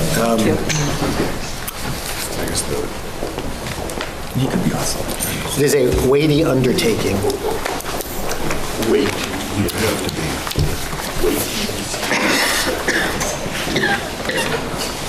I do. Can't begin to say it. You're going to take that? Okay, good. Yeah, one of the things that I will sort of put out there now is that I'm not here on the 13th, but I would like to sit in on the interviews. So whatever the technology is that we need to allow me to do that, if we could ask you guys to make it happen, and tell me then what I need to do to get access to it, I'd appreciate that very much.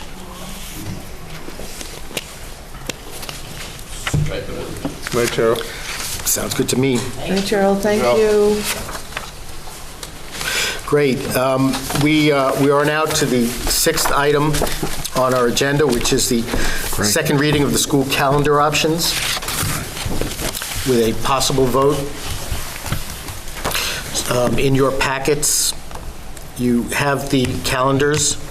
I know that one of the things that I've been able to do is, and I've had both solicited and unsolicited feedback from people in the community.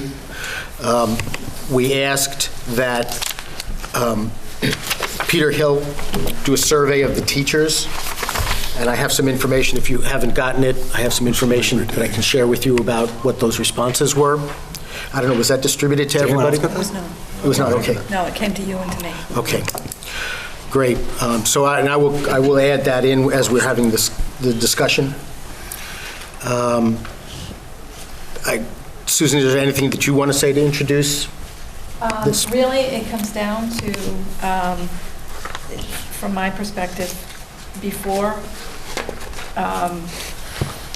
when you want to start the school year, before or after Labor Day, and then if also professional development, early release days, Thursdays or Fridays. I think the school committee had 6 emails from parents regarding their wanting to keep the days on Fridays. You may have had more than that. There were 6 that came through to me. So those were sort of the 2 major things that I think are the differences in the calendars. And right on the actual calendars, it's listed, for example, on, draft 3 is an August start, early release days are on Thursdays. Draft 2 is an August start with early release days on Fridays, and draft 1 is a post-Labor Day start with an early release day on Fridays. So it's a matter of, what you have heard as a school committee and your preference. And anything else that you want to take a look at, we can massage. It is important that the calendar, with whatever changes you want to make, if you want to make any changes, or what version you want to vote tonight, because we're at the point in the year where a lot of people are making plans, and they need the school calendar to be able to make decisions around everything from vacations to daycare to all of that. So there's just a number of things. Youth and Family Services also would like to be able to make some plans around the school calendar as well. So. Go ahead, Sean. Can we ask questions about Sure. the calendar right now? So I just wanted to ask on the Friday in March, that is an early release day on a Thursday, and then there's a staff development day on a Friday. Is that something specific that they're doing that day? It's like the only full day, right, all year that they're doing staff development, or election besides election day? Election day. Election day as well. I'm just curious. I'm not against it. I'm just curious why it worked out that way, a half day and then a day off in the middle of March. I think that the thinking behind that is that we can actually start some work on the early release day and then actually do more the next day. Okay. So, and Angela, you can add to that. Exactly true. Yeah, I was just curious. Are there other questions? What is the day again? I'm sorry. What is the 14th? That's an early release day, and then there's a staff development day on the 15th. Okay. So we would have the afternoon to do some professional development on the 14th, and then we have a full day on the 15th. So Okay, sometimes I we do see. follow-up work. I see, yeah. That's the reason we plan some of those Okay. in that way. There were, Peter, the information that Peter provided us is that there were 135 responses from the faculty. They were split almost evenly It was interesting. between draft 1 and draft 2. Draft 1, there were 56. Draft 2, there were 54.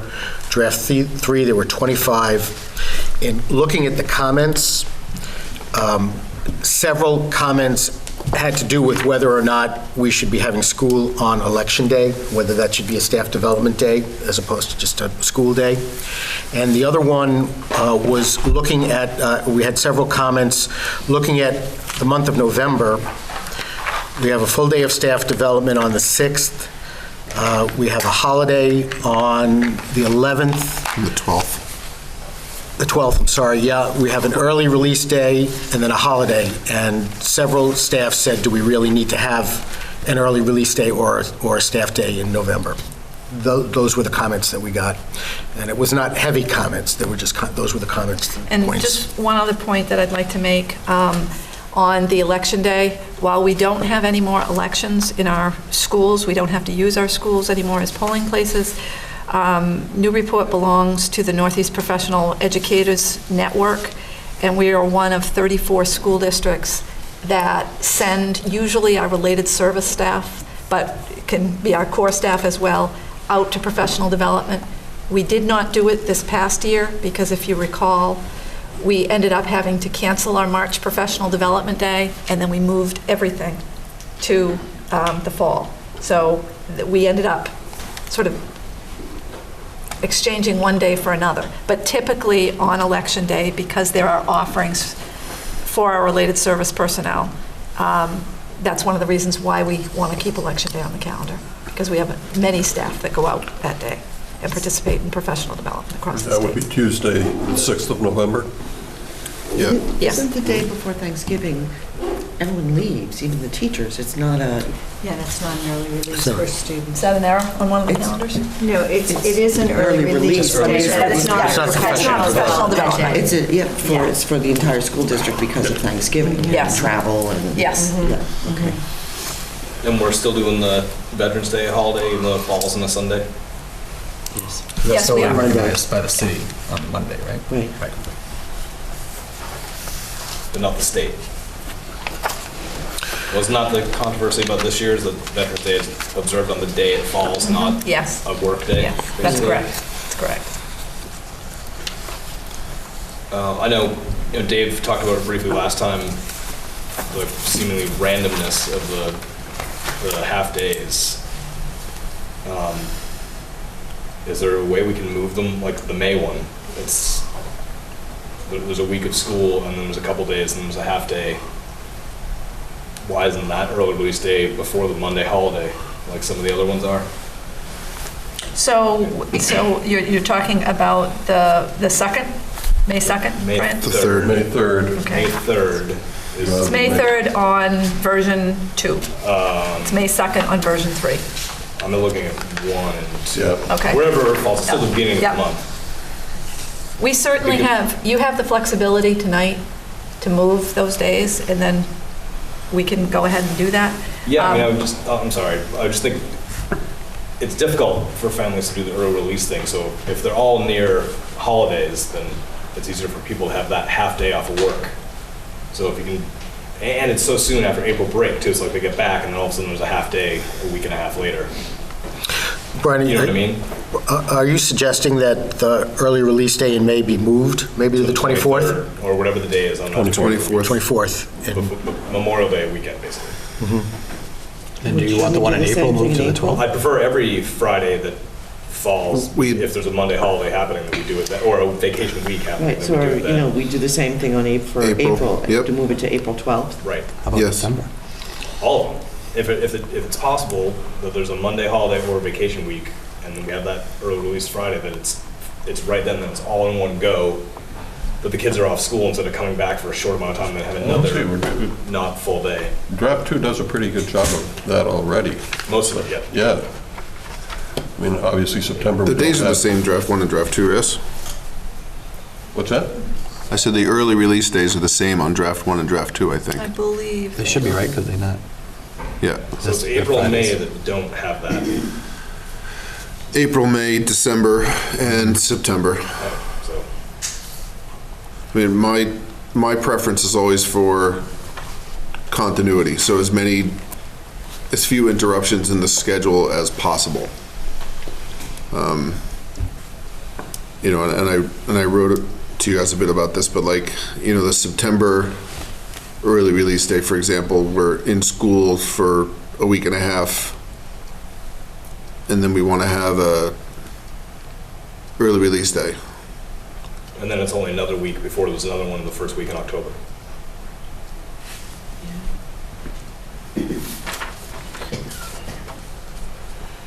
Is it possible, and this is just relative to that, moving the day in May, and I don't have a problem with that, but I'm just curious, is that the week that AP exams happen? And would that In May? conflict? Yeah. That may, I don't know that, and I don't even know, well, they probably have the dates out for that, I don't know them off the top of my head, Mr. Cole.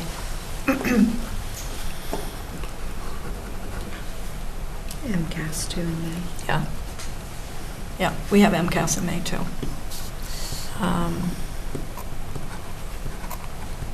So yeah, if it's Well, we possible could to move, April.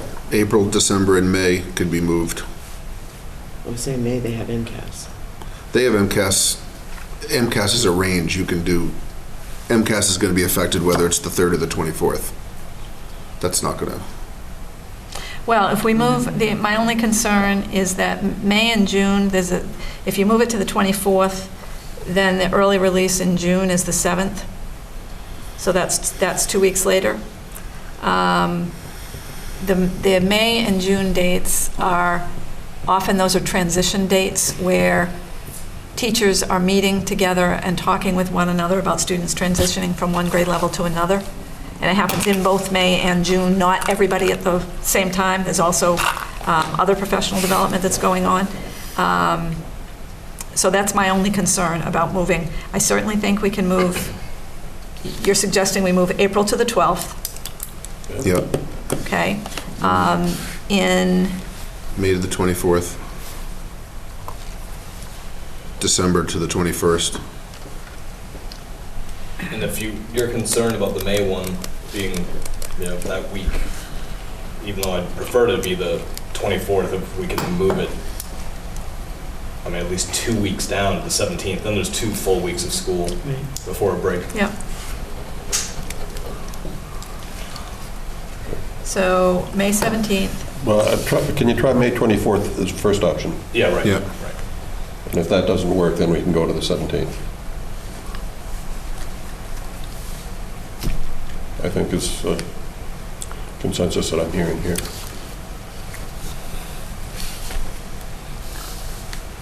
And I guess I just bring up the June day again, and I know you want to talk about placement, but since we don't seem to do a step-up day in Newburyport, which would be my preference, which is when kids find out who their teachers are before they leave for the year, I don't see any reason to have a half day to determine that before the year's over. So It's not necessarily to determine that, David. It's really it's talking about transitioning kids, to talk about kids some of our students with disabilities, to talk about students that, that you want to pass information along to the next grade level. So that's really what the conversation is. And that's fine, but I don't know why, is there a reason we can't do that at the end of the year? We're talking about having a half day a week before school is over. There is also, that's not all that happens. There is also professional development that occurs. There are teachers that are working on, so when you say at the end of the year, are you suggesting? After school's out? Suggesting the 14th? I'm suggesting that the student's last day is Which is a half day. Be the half day. right, the teachers could have their early release time then. The only variable with that is that if we got lots of snow days, that won't be the student's last day. So we'll be giving them a half a day, and then they may have to come back for 2 more days. Well, can that be just flexible, whatever the last day happens to end up being, if the snow days or not? It's hard to, it's It might probably be hard to difficult plan. if they're doing professional development that day. That's also the Mullen Awards. That's the Mullen Really Awards. big deal. The last day. Yes. Yeah.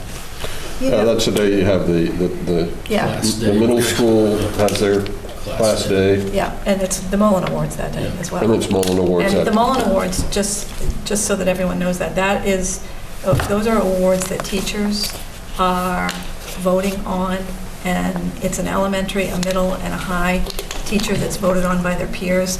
It is, It's for teaching excellence. it's for teaching excellence. It is really one of the wonderful traditions here in Newburyport, and Yeah. it's That's fine. it's a really important day. Yeah, I wouldn't mess with I that. don't want to. Try to making it the last day. Just And the middle school 8th grade moving up ceremony, they finish and then they leave after they do that whole event. And so, you know what I mean, it's just, there's a lot going on that day. It just Yeah. doesn't seem No, I don't- appropriate time to try and cram some professional development in there too. It does seem like we were able to address a significant proportion of the days that were issues. And, you know, the June one's not perfect, but it's June. we are making. It's June. People are in a better mood. They'll put up with whatever they have to that day. Yeah. Angela? I just want to make sure that in our effort to make these convenient, and I understand what you're saying, bumped up to all of the vacations, that we're still considering times that we can have meaningful PD. It's just, you know, the school vacations of April and February, I understand that, but looking at December 21st, it's just hard. Teachers are human too.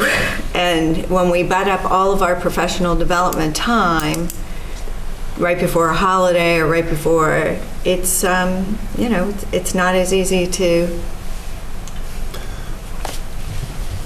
do some of the work. So I guess, you know, my thought is twofold. Certainly if we're considering how productive the PD would be, I would doubt the class time. The kids are in a mood to be learning that day, so where they're just in the buildings, I guess. I'd also suggest, and I suggested this last year too, but I've worked in districts that allow for flex time in their PD, which means that if a teacher didn't want to stay for the PD hours in that half day, they could log those hours with their PLC at another point.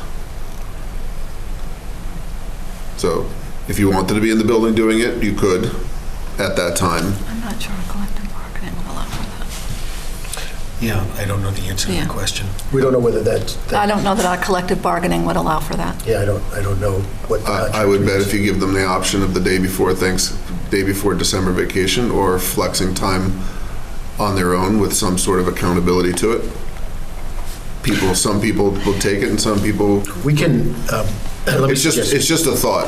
Right. My concern again is that we have Thanksgiving week and then a week and then another broken up week and then 2 more weeks and then vacation. I also just want to point out that on some of these days, we're bringing in outside people to work with our staff as well. So we have people coming in who are continuing to work with our staff. So that's a piece to all of this too, is, you know, the availability of when we have some of our Since we outside haven't presenters decided come. whether it's Thursday or Friday yet. So none of that, that's not scheduled yet, right? The people coming in haven't been scheduled as of yet? No, we wait until the calendar is settled. Okay, all right. Then we invite them in, so. Dave, with regard to the idea of flexing time, I can take a look at the contract. My sense, unless we want to reopen it just for that, if we had to, we'll talk about it in the next round of contract negotiation. Okay. Yeah, we would have to reopen it. David, can I just come back to September? And maybe it was Brian, I'm not sure. What day were you suggesting in September that we move the early release day to? Honestly, be like before school starts. Oh, front load the PD day. Front load some of that. I'd say the same. And it just, Well, in calendar 2, school starts in August. And teachers are already in on the 28th. Correct. First day for students is It's 29th. not I mean, 29th. it may not be possible. I know as a teacher, it always bugged me. As a parent, it really bugs me. Like, you just get to school and then we have another half day. Like, it just starts off. Actually, the feedback from our teachers is a little bit different than that. They actually like to get a couple of weeks in, then have an early release day for the first time. Okay. Some of the days that we have for early release are also part of our teacher evaluation process, and that is part of contract negotiations, that they have time for developing their goals, and that's part of the contract.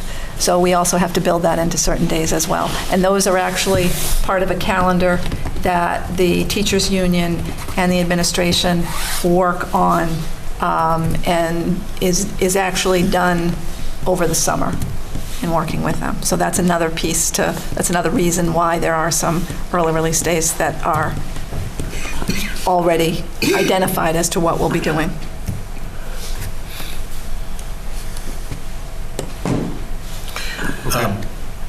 Before we frame this, I'm just checking to see if we can come up with would the AP dates be on the DESE website? No, where they be? College work. I think they're probably on the high school website. Or AP testing. Just, I would like to be able to vote on a calendar that doesn't have a bunch of contingencies built in, if we can possibly do that. Let me just point out that we have, you can always come back and we can change a day, and you can have an opportunity if we have to change something. So that's the other thing. If we come across and snafu, that's an option as well. Okay. So we've talked about moving the, let me just make sure that I've got it here. We've talked about moving April to the 12th. We've talked about moving May to the 24th. We can always come back and move it to the 17th if we need to. We're talking about December for the 21st. And September, it doesn't look like we're going to be able to Adjust. Make an adjustment that's going to work. AP testing? AP, I'm texting Mike right now. It's right here. I have it I up. got it. Oh, you got it, okay. It's in May, it's Monday through Thursday on the week of the 7th, and Monday through Thursday the week of the 14th, so it wouldn't affect you either. okay, great. That's this year or next year? This is this year, May 18th. So it looks like we could alter the calendar for April, for May, and for December. And I'm assuming that we're going to stay with the before Labor Day start and with the early release days on Fridays, correct? Yeah. No? I prefer the post-Labor Day. That's what I've heard from most parents too, is possible. The thing about the post-Labor Day, and correct me if I'm wrong, but when the Bresnahan was under construction, we got an email. I'm not the only one that remembers this, but we could all be insane together. But the email went out saying, we're going to temporarily go before Labor Day until the construction period is finished, and then we'll go back. And I wish I had a copy of the email, but I don't. Is that accurate? Anybody else remember that who was around? I thought we went after Labor Day because we needed the time. We did. We did. We went after. We didn't go before, so we pushed it No, out after Labor Day. And then it went back to this? Then it went back, yeah. In terms of, just from watching my own son, that 2 days on, 4 days off, it's like they forget that they've been to school. They're on the first day, that's just getting used to stuff. Second day is really the first day of instruction, and then 4 days off in a row, and it's still warm out. I mean, they forget that they've been started, and so they're starting all over again. I don't like that break. What's interesting is that we have some parents who say they actually like it when it goes that way because it's nice and it's a nice slow start for kids, and it's not all right back at school. For younger kids specifically, K and 1, 2. Some of the feedback that we got from teachers around this, I do remember some of the comments, and I remember a teacher had a lot of comments, and the one about this in particular was this teacher felt that kids were ready to come back to school at the end of August. That was their impression, that summer was done and they were ready to come back. That's what this teacher's experience was. And my only concern about it, because I'm not going to be here, my only concern from a superintendent's perspective is that when I look at the projected last day, and we have to build in 5 days, we build in 5 days to the calendar, and, we'd go until at least the 26th. We've had winters where we've used 5 days. So that's really late in June to be getting out of school. Now, we don't have an issue in terms of all of our buildings are air conditioned, so that's not the issue. It's just that camp start, sometimes that last week in June, parents have paid for that. So it's a double-edged sword. I can recall the times that we did go late, all hell broke loose from the parents. Yeah. I've already put deposit down on the camp. It's the only time scheduled. I can't reschedule it for a different week. Whatever it might be. It was incredible. The wrath that we got on that one was equally as, or perhaps even stronger than the discomfort that some people voice about the earlier start dates in pre-Labor Day. And it's the Friday before Labor Day is a contractual day off? Yes. So, part of my discussions were to figure out if we could, have the best of both worlds starting after Labor Day and not ending so late in June. But that's why I keep bringing up the front loading the PD days. Being that you guys have made it clear that that's very beneficial to the teaching and learning in the district. I also am very concerned about going that late in June because I just can't see a whole lot of, unless you're having a final exam at the end of June, there's not a whole lot going on then. And, my daughter, they're still young enough, I'd probably just pull them because camp does start on the 22nd. But when they get into high school, you obviously wouldn't do that unless there's finals or something like that. My other concern, and I brought this up last time, is for AP tests. I know when I was in the high school, New England teachers, AP teachers usually scrap for every minute of every day because we're taking a national test against states that don't have snow days.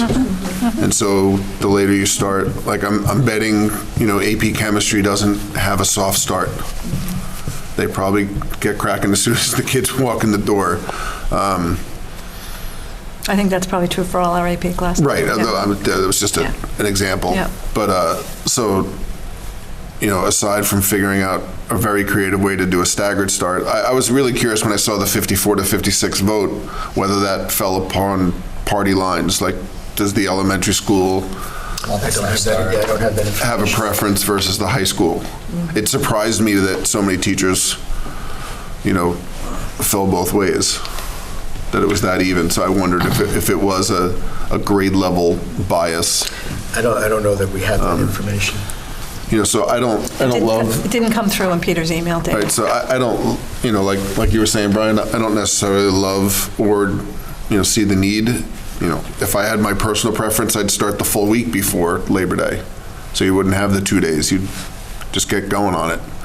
But I'm not even bringing that up. So I don't love the early days, but it puts us way late in June. I also used to love the New York model where if you had snow days, you just took them off April break. So you never went late. which is another way people deal with that. We don't have that here. So in lacking any ability to be really creative. Well, the state is starting to look at that, luckily. I mean, it might not be in place for next year, but the state is finally opening the door to some alternative ways of learning on snow days and things like that. Right, just that. But we had, like New York had the Regents exams, so everybody in the state took a test the same day, so you couldn't go late. Right. This is when school ended. So But I like that idea too. is it possible then to move, so, this is the first day of school here. I was thinking if we could get rid of the early release in September and do professional development on that 30th of August, and then have everybody start on the 4th.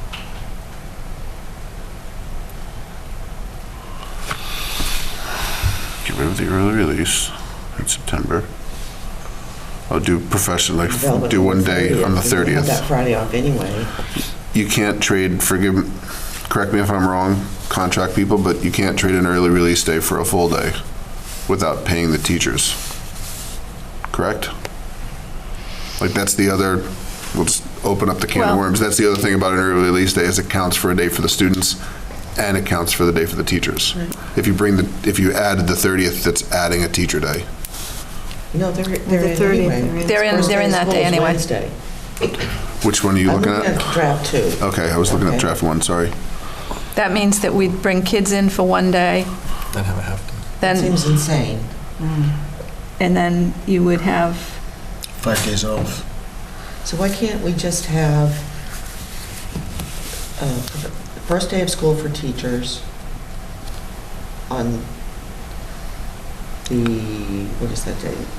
The 29th, professional development on the Thursday, and then everybody starts school on the 4th. And we lose the early release in September for more consistency. Can we do that? So start Wednesday, the 29th, teachers come back, they have their Professional, they get their Professional classrooms ready, they have development day. their professional development on But the 30th. that would be a full day professional release day, not a half day. Right. I'm sure they could use the time. Well, yeah, no, except that September, we need the school day as well, which we would lose there. Currently, the 30th is a student day in draft 2. So you're losing. you're adding a day onto the calendar for Add a day to students. students at the end of You're the adding a day.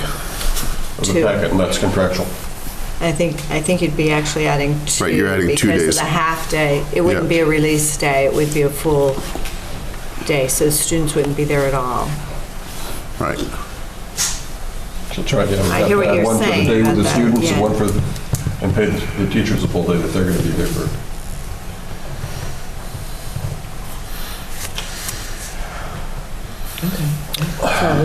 No, it's Tried. Tried. We tried. Do we have, do we need to discuss a preference for Early release day? for Thursday or 2 or Friday. 3? I think that was pretty overwhelmingly Friday. Motion to approve Friday as the early release day. But there's one that's not, right? No. Except in March. Oddball. Basically, draft 2 with the modifications we We've made, yes. Which were for April, May, and December. And March still Yes. is Thursday, though. March is still Thursday. March is still All other Thursday. Are early release days except the day before, because it's not really Yeah. early release, but the holiday for Thanksgiving. All the others are on Fridays. So motion to approve with those modifications. second. This is draft 2, Yes. We're just talking about Fridays though, right now. just Fridays. And those adjustments we've made in April and May and December.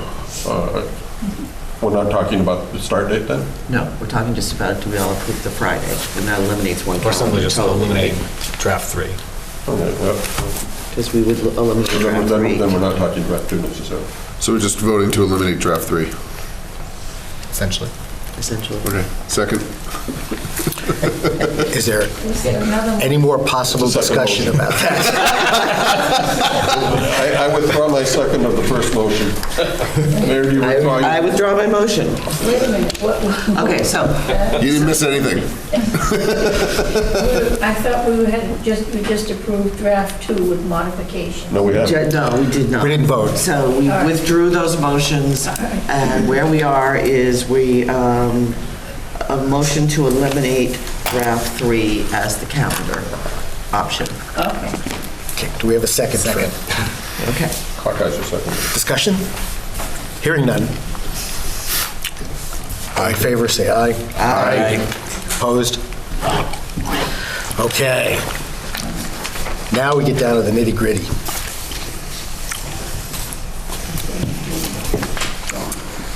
What if, I just have a suggestion.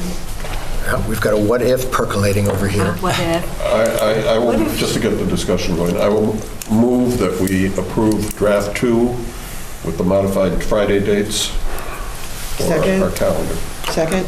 Okay, now discussion. I want to hear Angela's what if. What if we started school on the 27th? See, that's what I was saying. And the teachers had their first day on the 27th, and students were there Tuesday, Wednesday, Thursday. That'd be a 3-day week for the first week, a 4-day week the second, and then they're in a full week on the third. It still transitions them, but with a little more meaningful first week. I like it. What would that change, though? And that would make the potential last day a day earlier? On the 13th. On the Right. 13th, correct. It makes the last day a day earlier, but I'm just trying to think that it makes that 3 days of school for the students instead of the 2 in that first week. What would that do for Graduation. PK and K? They start later. They have a Right, I know later they start start time. later, but would it be extrapolated out from what it was? We would just move them as well, I would think, Steve, wherever, Yep. where their start date is, we'd move that back 1 day, the Okay. same way. If you know. if But we- where it is, it would fall, well, 1 day would be fine, I guess, Mhm. be the day after Labor Day.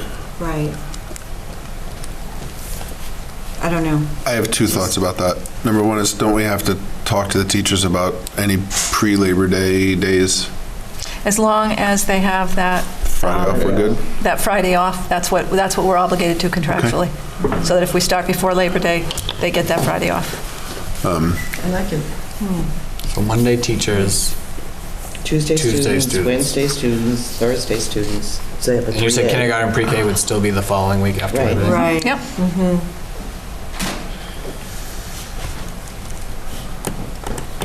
I don't know if the community's going to be all that thrilled by it, but I can't tell that from here. Well, we tried different Yeah, things. try different We things. tried to lose the 2 vacations during a March vacation, and that was a disaster. So, yeah, I think That was painful. Go back to that. I would too. I think February vacation is ridiculous that we have. You're that just right barely after back all in that. school from Yeah, Christmas, and you're off again. let's do it. Not this year. Okay. So, the only comment I would have on that option, I personally like it, but if it were up to me, we'd be starting school in July, so that's not my own preference, but how is that going to fly with the parents that are already complaining about the fact that we're even starting a couple of days before Labor Day, that we're going Sounds one more almost day. a full week? It's only 1 day. It's only 1 day. I agree with you. I say we do it. Yeah, I think that we're not going to be able to please, obviously, everybody. You never are. You put a calendar I out. think it's a good compromise, though. I mean, most of the people I spoke to, parents and teachers, teachers kind of preferred a pre-Labor Day start, and then just about every parent you talk to favored half-day Fridays to stay the way they were, so, and something for both. Yeah, there was And we something moved them to be more compatible with the vacation time, so I think we've made some good adjustments to the calendar, and I think we tried it this year and see if this works. So we'll call it the big option to start on the 27th, to move the whole thing forward. So it's the Okay. BIC option, so it's all BIC's fault. I didn't say that. Can we call it the Fifth Amendment, and then we don't have to? No, I absolutely, No. I think it's worth I like it. trying. Yeah. I didn't get a lot of emails about starting before Labor Day, but definitely about Fridays. I'm happy to accept that as a modification to my motion. And Sean, you had the second, so? No, who had the second, the mayor? Mayor Moore. Oh, it was me, okay, I was confused on which motion. I'm happy to accept that modification, I think it's a good one. Thank you, Angela. I'll Okay. list those modifications in The modification, is that school starts for teachers on the 27th of August. There are then days for students on the 28th, 29th, and 30th. And we still have the September early release day. We're changing December's to the 21st. to the 21st. We're changing April's to the 12th. And we're changing May to the 24th. And our potential last day of school is now the 13th of June. Boom. I think a lot of teachers would be in the classrooms anyways that day, so. It's true. Okay. Any further discussion? Seems so early. Yeah, I have to, That's great. it's kind of been a tradition of mine to advocate for a post-Labor Day start. And I'm going to do that again tonight, and I have basically 3 reasons. The first one is we expect a lot from families and teachers with respect to our schools. And last year, when we voted the calendar in, there was basically a 13-day period where if we hadn't added in just 2 days before Labor Day to start the school year, families and teachers would have had teachers would have had 1 day less, but families would have had 13 days. This year, it's 9 days. And it changes slightly with this new amendment. Initially, if we went from August 26th, there would be 3 days off from school, 2 days on, 2 off, and then to back to school on the 4th. With this change now, we have 1 day, the 26th off, 3 days on. So we're getting 3 days in, which is positive, but it still makes it really choppy for, families and teachers. 27th, Stevie, you mean the 27th? 26th is Sunday. Yeah, in August. I'm just to make it level, I'm just picking a day that would be clear if we didn't start early, so I'm picking the 26th. So from the 26th to September 4th is basically 9 days, I believe, right? 1, 2, 3, 4, 5, 6, 7, 8, 9. It's 9 days. 9 days before that. So if you didn't start early, you'd have 9 days. Okay, but by starting early, you do get 3 days in, but you really chop it up and you really take away an opportunity, for families to have some time at the end of the summer where it's usually hot and not always the most exciting time to be in school. And I know we have air conditioning now. That wasn't always the case. So for what I would think, and I have seen some emails around families wanting a post-Labor Day start, and I can't ignore that. But the other thing that really sticks out with me, and I've seen it the majority of years, is when we start school early, a lot of times some of the building stuff isn't ready. Several years ago, we needed security doors at the high school. They weren't ready.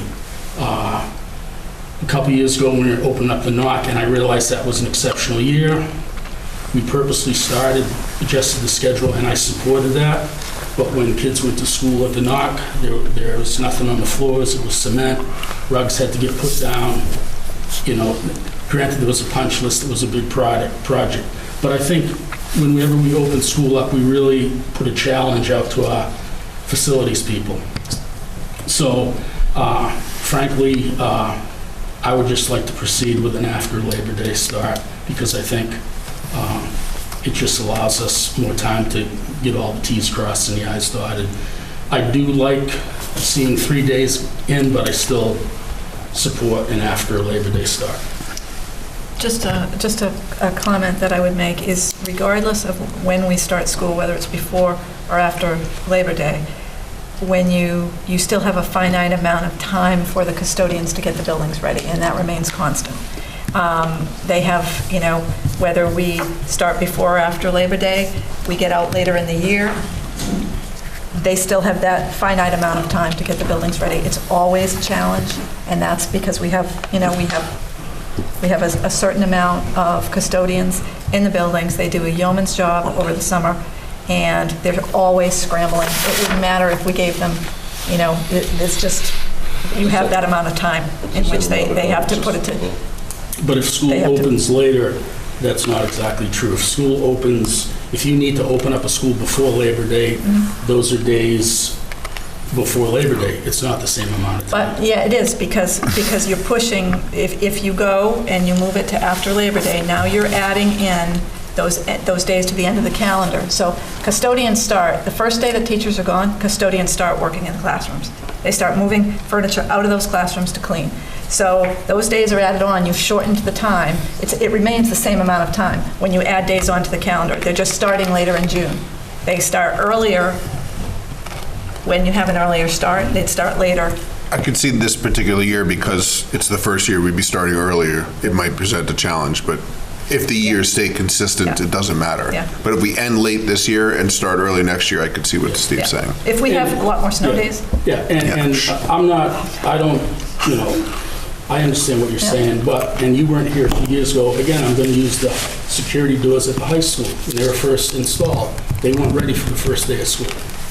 Okay? So, and that was a before Labor Day start. So, and again, a few years ago when Knock was opening up, and getting emails about no flooring, cement. I remember. I lived it. Okay. So I think, and I have nothing against the custodians and their work ethic. I think they do a great job. I just think that a little more time, might help have the buildings open the way we really want them. I think it was last year. Last year we didn't have the cameras in right at the high school. I know that was a kind of a delayed start. We don't even have them yet. We didn't have them in? No, yet? I'm saying no, because there was an RFP process. It hasn't been approved. It was the same thing with the security doors. We never had them before. So if they, weren't in time, then they weren't in time. It was very different than trying to open up the Bresnahan School, when it wasn't, because it was a brand new school, having it open on time. Everybody knew it was a construction site, and parts of the school were cordoned off, and classrooms were adjusted around the, finishing up the punch list at the Knock, which took several months it took the first quarter. So remember, we made 4 different moves during the course of that building project. Teachers moved their classrooms. We had 4 major moves. Right.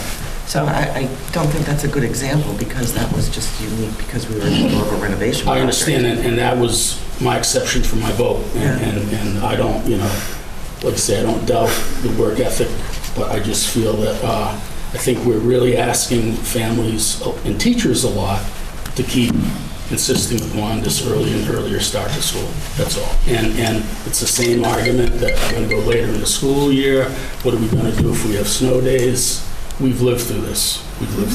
So I have to listen to the constituents. I appreciate the information about the responses from teachers, which is more favorable than I thought. So I'll be voting for draft 1 or voting against draft 2 tonight. But I do agree with the Friday early releases as amended. Yeah, my only comment would be that I have seen only slightly fewer emails or conversations with parents who were opposed to starting early in August versus the parents who don't want to go later in June. So that's my experience. We'll take the vote. I just have one question. Sure. Are we restricted to the amount of snow days? We always say there's 5. But are we only allowed to have 5, or is it we just have to end before the end of June? We have to end before the end of June. We're required by the state to build 5 days into our calendar. Right. So in theory, we could still start the 27th, and if it's a crazy winter, be in school till the end of June anyway. Correct. In theory, yes. Right. Correct. So and that was probably 2015 that happened, right? We had no summer break. Well, actually, it wasn't as bad because it was always Mondays, in terms of, the Where the storms fell. The storms came Sunday through Monday, and then often we were able to get the schools in good enough condition to open on Tuesday or a delayed start. So we didn't lose as many as some of the schools on the South Shore. They had to beg DESE. Remember, kids had to lose vacation time Saturday. Well, that's what I say. in April, or they had to go to school on Saturdays. That happened to me one year too, Yeah. where we That's had happened to. here before. It happened in Maine. One time ago, I think, but I mean, I remember we went through December. I just remember because I was working camps at the time with my dad, and we had a bump that week, but it happens. Yeah, occasionally. And I think 2015 was one of the building project years, so we may have started later that year too to start with, and then we had a bad winter, and we went all the way until the very end of June. So do we still have a motion on the table? Yes. Okay. Call the question. Question is called. All those in favor of the motion to approve the amended draft 2, say aye. Aye. Opposed? Hey, 1 opposed, 6 in favor. We have a school calendar for next year. I have to pee. And I would just add to that, I think being able to make changes even as we were voting on it, I think was really useful. We were able to take feedback from the community and make use of it in adjusting the calendar. I will turn the meeting over for item 7 to Nick, who has a policy second reading for us. Second reading policy instruction, if you received this last week, the red line version, which the policy committee recommends that we adopt at tonight's meeting. I do have one additional modification that was recommended by the Assistant Superintendent for Curriculum and Instruction, which I will pass around to you. Basically, she is recommending a change to file IJ on page 26 of section I, which goes into a little more detail about how we vet materials for generalizations and anything that's demeaning on the basis of sex, color, gender identity, etc. So I'll pass these around to everybody. I would recommend that be added to the redlining that you received earlier.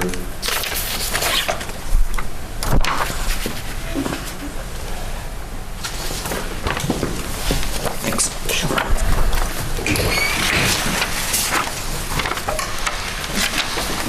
Veteran vote. It's a veteran vote.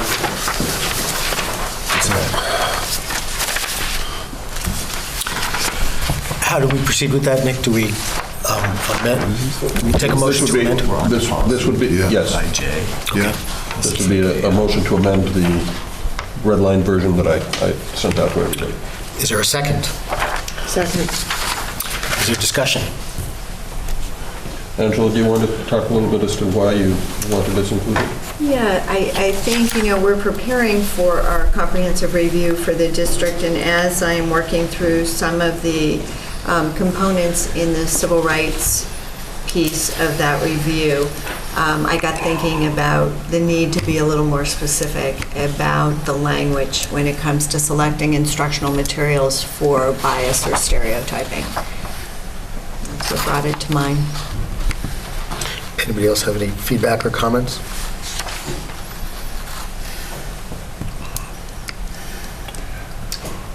The last sentence in that was put there because some of the literature and whatnot we use, that's classic literature, contains bias or stereotyping. So as long as we're allowing supplementary materials or having discussion about that as part of the lesson, that I put that there just so that, Covers you. yeah. On a slightly different note, I would like to add that Mr. Hawkeiser was very kind in offering a lot of corrections, and I appreciate that because he picked up on a lot of good things. But you also had some questions that were more discussion in nature. I don't know, Dave, if there are any of those that you'd like to discuss prior to moving ahead with this motion to approve? I'd actually I guess I'd like to ask a bunch of questions, if that's okay. And if it gets be too much, I don't maybe we could put it into CIE or something. That's part of the agenda, yes. I don't know, but so we just want to like start at the top, and we'll go to I think it's on page. How do you want me to reference this page? Where it says page 2 at the bottom, file IB.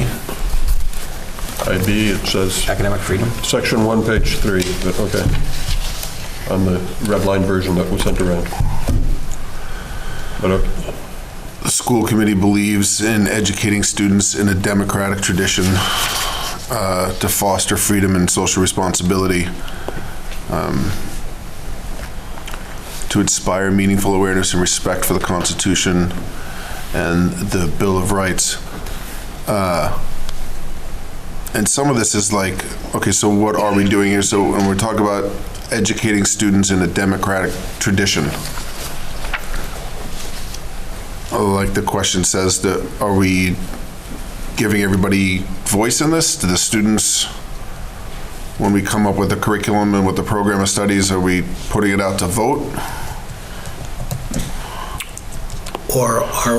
Or is the democratic tradition the sort of tradition that the United States has operated under, and that's what we're teaching?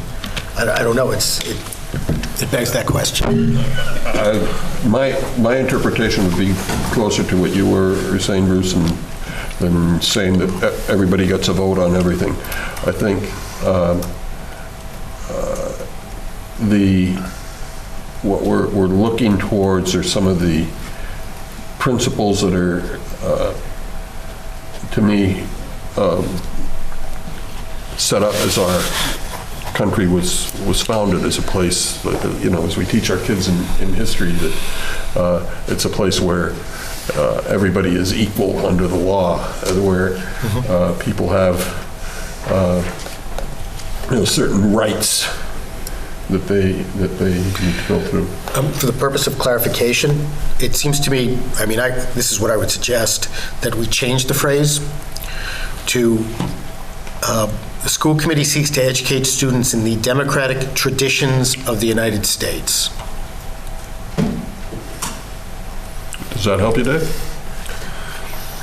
Or even in the values of a democracy, because I think that's more what you're trying to say. Yeah, We are not. I like that. We are not educating people in a democratic manner. Right. We are trying to get them Values to of understand the flavor and I guess that goes along with inspiring awareness and respect for the Constitution.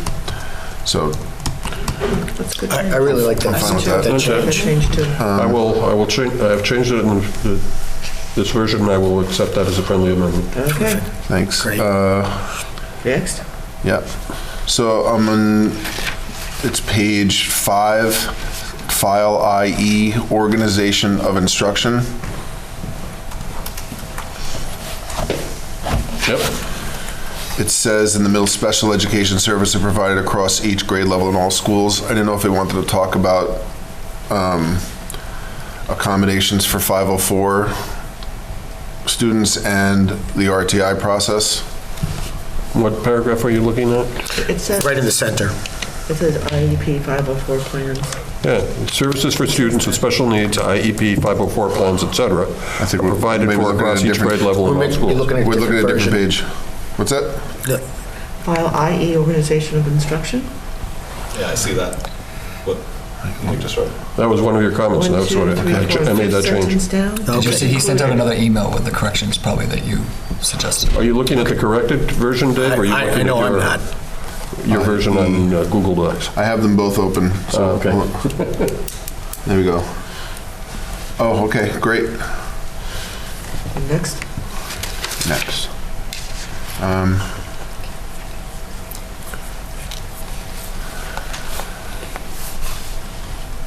The director, the support services program, the file IGB, which is page 6.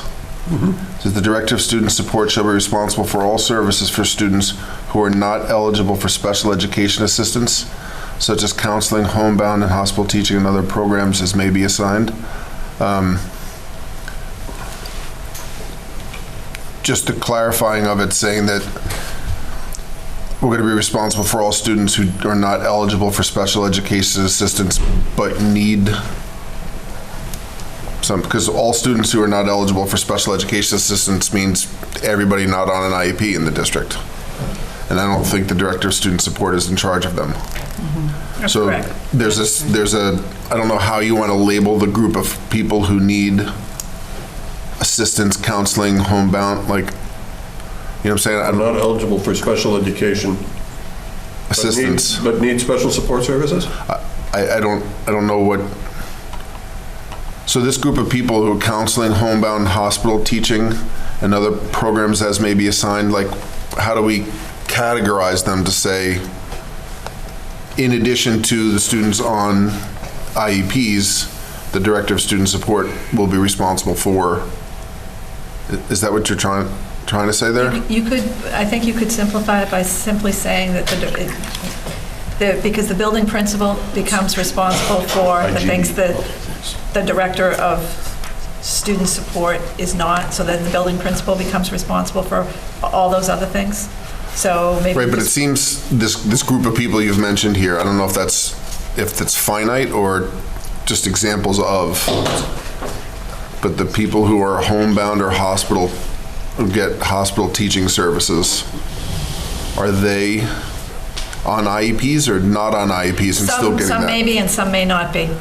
That's the thing. Right, so I would imagine they would be on a 504, right, if you were getting. Not necessarily. No, they could just, No. maybe got hurt and you're in the hospital. No. You got hurt, you're in the hospital, and you're not you're not permanently disabled. I'm just a Malden's lawyers. Yeah. They're all on 504s. Yeah, no. We would not do that. We would not put Okay, them so on those are that. general education students receiving homebound or hospitalized teaching.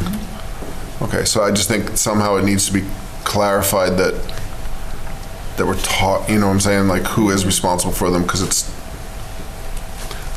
just the phrase who are not eligible for special education assistance that needs fixing, because that's too big of a group of people. That includes all students, not on Can we IEPs. correct that by just adding, who are not eligible for special education assistance, but require support services? Or but may require support services? May. Such as? Such as counseling? Okay. And you could also say the Director of Student Support in conjunction with the building principal, because it really is a shared responsibility. Okay, great.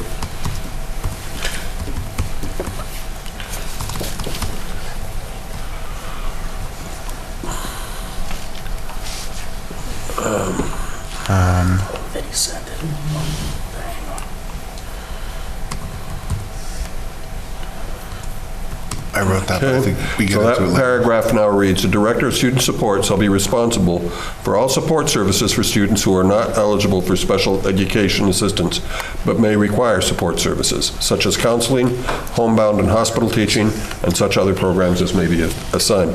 Now, Superintendent, you asked me to put the principal in there? Yeah. Okay. I would just simply say the Director of Student Support in conjunction with the building principal shall be responsible, because it really is a shared responsibility. I mean, they're all our kids, whether they receive special education services or not, or any kind of support.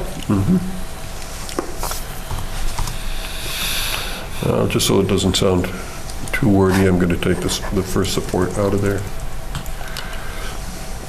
Okay, so now it says, "The Director of Student Support, in conjunction with the building principal, shall be responsible for all services for students who are not eligible for special education assistance, but may require support services, such as counseling, homebound and hospital teaching, and other programs as may be assigned."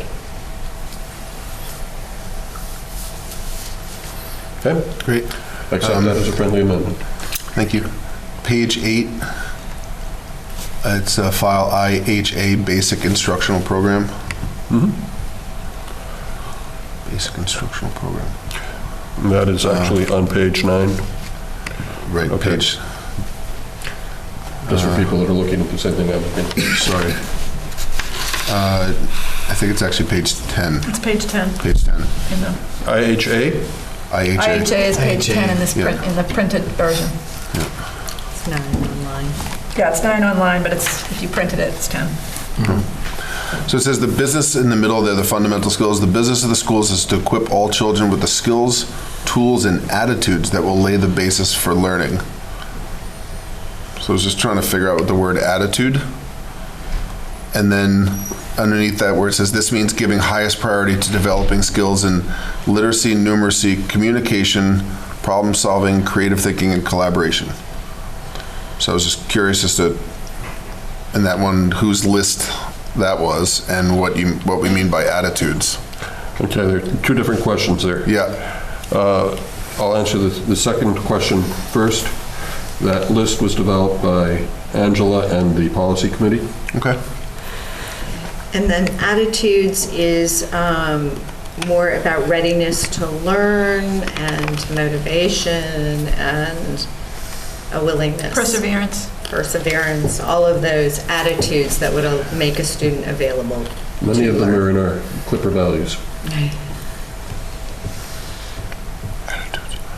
Okay. Semantics, I'm okay with that then. Further down that page though, at the very last sentence, is schooling for basic literacy must reach all students in all neighborhoods and from all homes. Mm-hmm. And I guess I'm thinking about everything else that I'd like to reach all students in all neighborhoods and all homes. And I'm all for literacy-based curriculum, but calling out basic literacy as the thing we want to, it just seems like a low bar.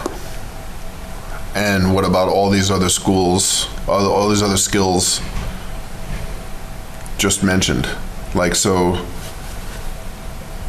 maybe if we want to take that last sentence and put it on the paragraph before so that it says, this means giving highest priority to developing skills in all literacy, numeracy, communication, problem solving, creative thinking, and collaboration so that it reaches all students in all neighborhoods, in all homes.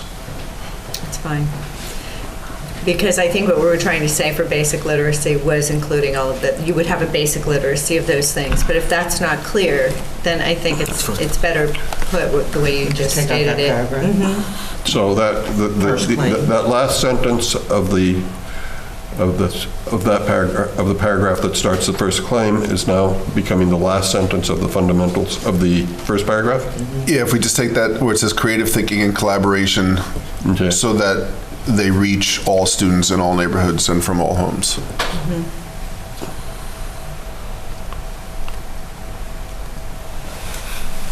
That'd be great. Thank you.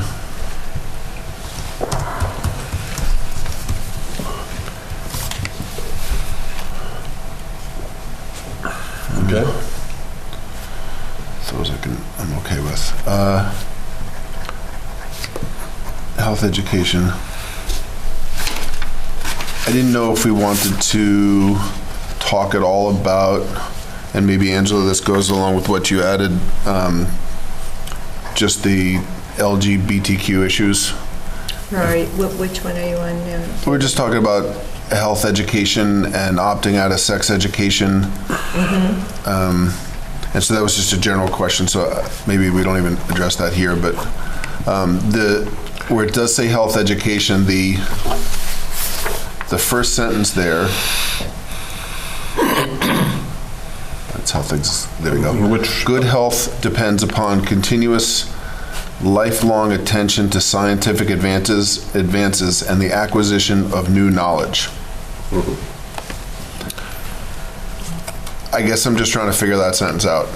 Well, what seems to be missing from there are that good health depends on those things and the development of habits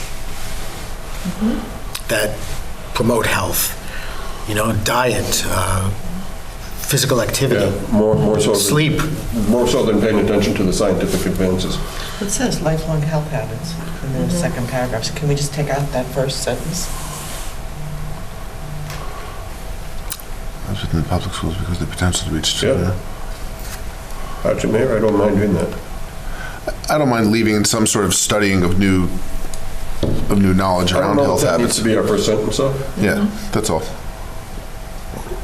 or if we're really adding anything in, because we talk about Let me, the details of the health program. You could, conversely, you could also say, good health also depends upon continuous, I mean, that. Bring it down further? At the end of that first paragraph, and put it there? Yeah, and that makes sure that you've got knowledge and scientific advances still part of the. I like that. Okay, done? Okay. Still on that page, in the paragraph that starts the health education program, later on it says, students also will be presented with information regarding complex social, physical, and mental health problems. I didn't know if you wanted to add emotional. Sure. To that? Yeah, I think, I mean, to me, that was encompassed in mental health. Yeah, I thought that that's Yeah. where it was. I thought emotional was encompassed in that. Me too. Can I suggest? Is there a difference, or are we just adding words there? Are we lumping emotional stability with mental health? I guess I think they're pretty different. How are they different? A kid who has emotional problems isn't necessarily the kid who's deeply depressed, or, I know that sort of sounds similar, but mental health to me is something that's diagnosed by a clinician. And it's being treated by. Well, Mental illness might be, but I'm not sure mental health. Aspect of having diagnostic criteria. Do you want to get into that? No, I just want to include kids who are struggling emotionally that may not have mental health issues. I also think kids with emotional issues have a more linear understanding of what they're going through, whereas kids who have mental health problems don't always have the ability to acknowledge what's going on. Yeah, I think that from my perspective, we have school psychologists, we have adjustment counselors, and that they're trained to understand the difference and to work with our teachers on that. So for me, I didn't say they mental weren't. I just. Yeah, no, I'm just saying that mental health encompassed that for me. So, but we certainly can add, And I don't have an issue with putting social, emotional, physical, and mental. I mean, if that. Wait a minute, so students who are also presented with information regarding complex social, Emotional, physical. Can I I also? have an emotional problem with adding words to policy. No, it is. Can I? I like taking them out, that makes me happy. Can I suggest that we change the word problems to issues? Problems are something you solve, issues are something you examine and study. I like it. Next sentence, it says, in an effort to help students make intelligent choices on alternative behavior of serious personal consequence. I just didn't know what that means. Intelligent choices on alternative behavior. It's equipping them to make the right choices. That I understand. I didn't know what you meant by choices on, what do you mean by alternative behavior? Choices implies more than one thing to do, so they're alternatives. In an effort to help students make It's intelligent. redundant, just take it out. Alternative. I would just say intelligent choices of serious personal consequence. agree. Yeah, okay. Okay. That makes sense to me. I didn't know if there was something, when I think of alternative behavior, I'm thinking like to be deviant or not, kind of thing. So what is it? What is it? Just take out alternative behavior. Just make intelligent choices of serious personal consequence. Just take out. You get to take out words there. I like There you go. Look how fast I do that. Alternative behavior, so choices on serious person. Make intelligent choices Choices. Serious. of serious personal consequences. The on goes out too, okay. Okay? The health education exemption procedure? Yes. I didn't know. Policy File IHAM/R. I didn't know, it reads as if this is it's on the parents, it's an onus on the parents to know when the curriculum is. So a request for exemption must be submitted in writing to the principal in advance of instruction in that portion of the curriculum for which the exemption is requested. The request must state the particular conflict involved. And so I didn't know if there was something that says the health and teacher's going to let everybody know what's coming up and then give adequate time to ask out, or if this is on the parents to know what's coming.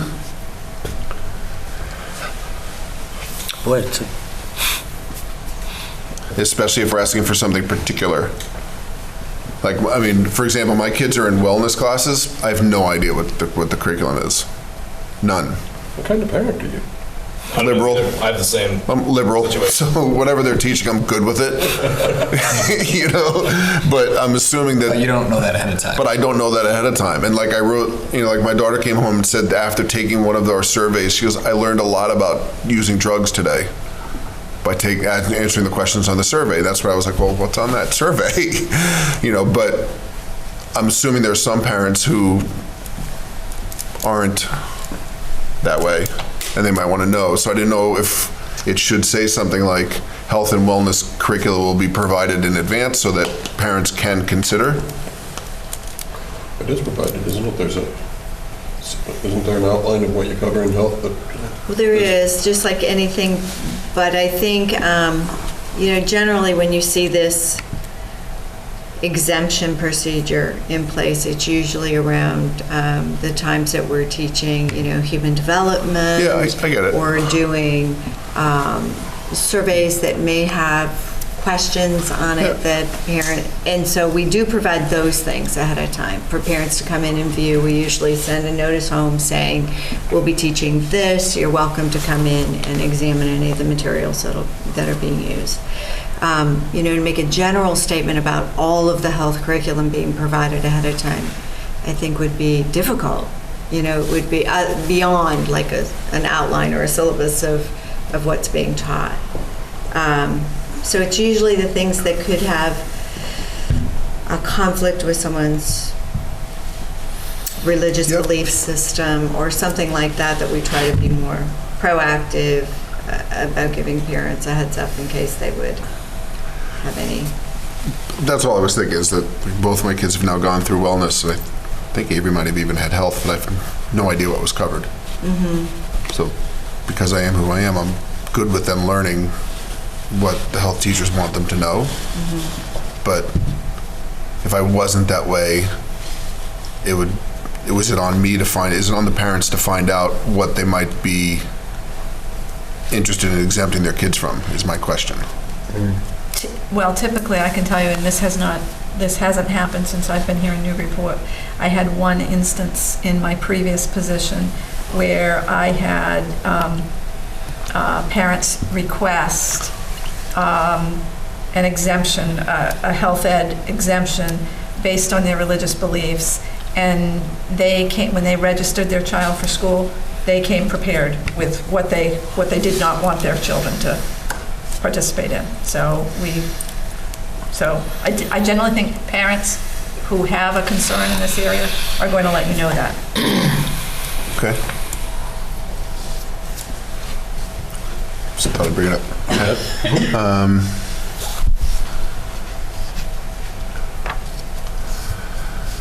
So down on special instruction programs and accommodations, page, it's either 15 or 16, file IHB.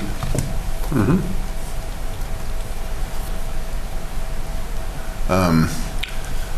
And I think I wrote about this a couple times, but the word accommodation and modification. So IEPs are based on, at least the way I've always been taught it, modifications. And we make accommodations for students on things like 504s. And it's very specific language, whether or not they need something modified or accommodated for. And so I think we should. Language of I'll art. turn to the superintendent and. Yeah, I don't, I mean, Assistant I superintendent. think we on that. actually do both for our kids with disabilities. We actually make accommodations and modifications for our kids with disabilities. I understand that like in a general language term, Yeah. but I've always been told by special education people that if you're making them for students on an IEP and they're in the IEP, that they're modifications. Because you are modifying instruction. I don't know that. I know, I mean,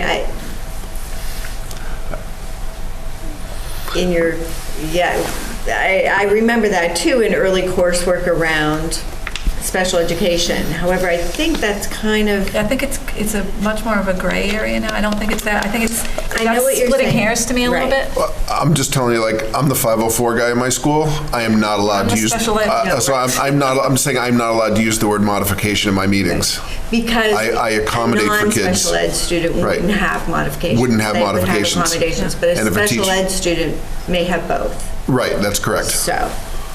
That's correct. So, but they're called modifications. Okay. Like I said, Don, if we don't, if it's, we can just do this another time. I'm just, Or provide if we're gonna write policy, I just want to. appropriate instruction programs. We would have to discuss everything. Okay. In the second paragraph there, it says, in keeping with state requirements, all children with special needs between the ages of 3 to 22 who have not attained a high school diploma or its equivalent will be eligible for special education. I think it should say something like they will be eligible for assessment of whether or not they need special education, but they are not all eligible for special education. Change will to may? Maybe, yes. Absolutely. Happy with that, Angela? I'm just not sure about the law around that. I feel like I need to check, because this is in keeping with state requirements.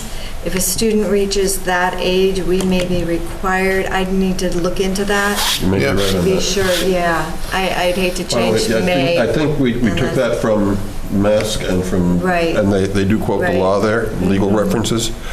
So I would probably be better to leave it as will, and Yeah. we'll see if we can change that to may. Yeah. The last sentence of that, the last paragraph on that page said the school committee will secure properly trained personnel to work with children with special needs. Whereas I think that's the schools who do that securing. We don't hire special ed teachers as a school committee. That's a good It says catch. secure, though. Right, so I don't know what that, Well, just for example, in August, we get notified of what openings there are. It's part of the reason. We want to make sure that all different openings are filled, otherwise, we get hammered when we can't deliver the services and compensatory services has to be given, and before you know it, we're getting a complaint filed. So, we're aware of it, and I think we, make sure that those positions are getting filled. So, I think secure is an appropriate word. We also approve the budget, and that accounts for all the personnel of that. And we look at the numbers and look for that data from special ed in terms of ensuring, so I don't think that that's. okay. Okay.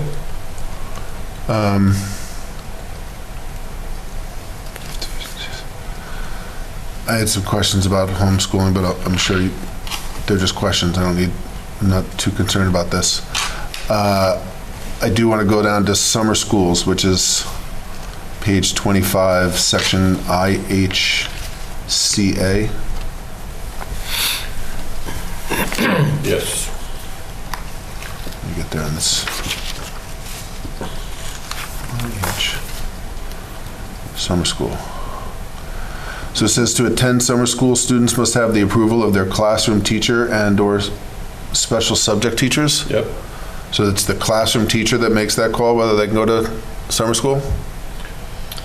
That's their recommendation, which triggers that, absolutely, yeah. Because remember, you're talking about summer school that's supplemental.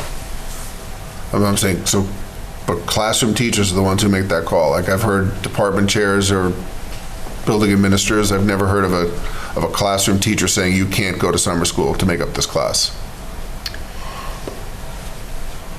I don't think that's how this is intended to read It it. says must have the approval of their classroom Do we teacher. change approval to recommendation? Could do that. Does that, are you comfortable with that, David? We change approval If that's what we want to recommendation. say. I'm just clarifying, because it just struck me as more than classroom teachers usually And get. it's more than just credit recovery here, too. When we're talking about summer school, we're talking about students who could also use supplemental education during this summer beyond credit recovery. So it wouldn't just be, a department chair or somebody who's saying the student needs to recover credit that they're behind on. We also run summer programs for our struggling learners in reading and math and our special education population. So. Let me just ask a question that I don't know whether it needs to be addressed by the policy or not, but it has to do with summer education for enrichment. Is it possible for kids in our district to take credit-bearing summer courses for enrichment? Yeah. Here? Yeah, well, if we don't have it here, let's say it's taught in Topsfield and the kids Yeah. willing to hoof it down there, could they take a class in the summer there that's enrichment and apply for credits here? We've talked about that before, and I think it probably deserves more conversation, Bruce. Okay. I believe the answer is if at that point, department chair and principal approved it, they would be able to do it, but I'd have to go back and take a look and Okay. We have done some things with Harvard Extension School and things like that for enrichment in the past. I don't know that that's just for summer school, though, because we've done that for evening classes or extended day kinds of things, too. Yep. That's it. Access to digital resources, page 31. Yes. This section uses the Newburyport Public Schools as the active voice, not the school committee. Yep. So it's a change in verbiage. I didn't know. Change it to you. I did make some changes to users in that rather than you will be. But No, I'm the just reason saying- for this, if you take a look at, actually what I added there was a title to explain why that happens. This is our acceptable use policy, which has individual use expectations as part of it. And when you have those individual use expectations, it makes sense to talk about it as you. And so I just added the title there to make that clearer. Sorry, that was a different point. I'm talking about where it says the access to digital resources. What's that, page 31 or 32? IJND, is that what you're talking about? IJND, yes. It says the Newburyport Public Schools recognizes. That's where it starts. Yeah. All the other things here talk about the school committee does this, the school committee does that. This one seems like it's written from the school's perspective, not the school committee's perspective. So I just didn't know if that was Could you That put a was sentence purposeful. above it saying this will? Yes, it is on purpose, and the reason Okay. for that is this goes into both the student manuals as well as the faculty and staff manuals. Okay, So that is the reason for it. that's fine. Couple pages down, It's taken, it should go into the line. Right, I was just wondering right before the introduction, even if there was just a sentence saying the school committee supports, or the school committee. Well, we'll just add it to Newburyport Public Schools and the school committee. Recognize.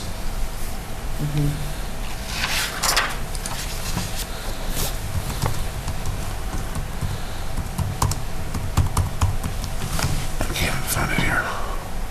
Network limit. It's a couple pages down on page maybe 33 or 34. It's in a section titled Network Use Limitations. Incidentally, these changes we're making to a policy that we've already passed, but that's okay.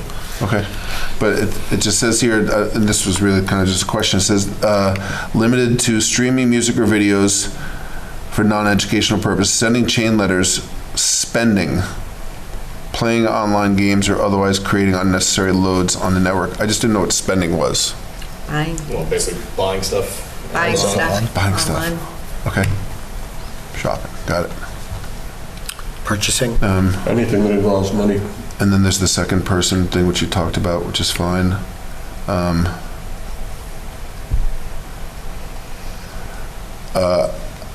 I was wondering if there's a separate section on plagiarism that we should be referencing here?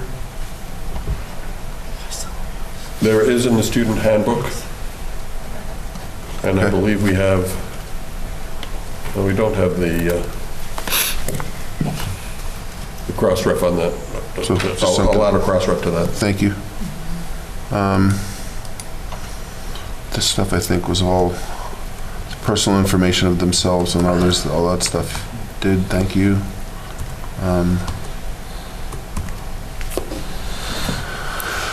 The social media policy, I just didn't know if we wanted to update. I mean, I guess it says but not limited to, so that's fine. Professional social media sites that are school-based should be designed to address. So it talks about, it says professional social media sites that are school-based.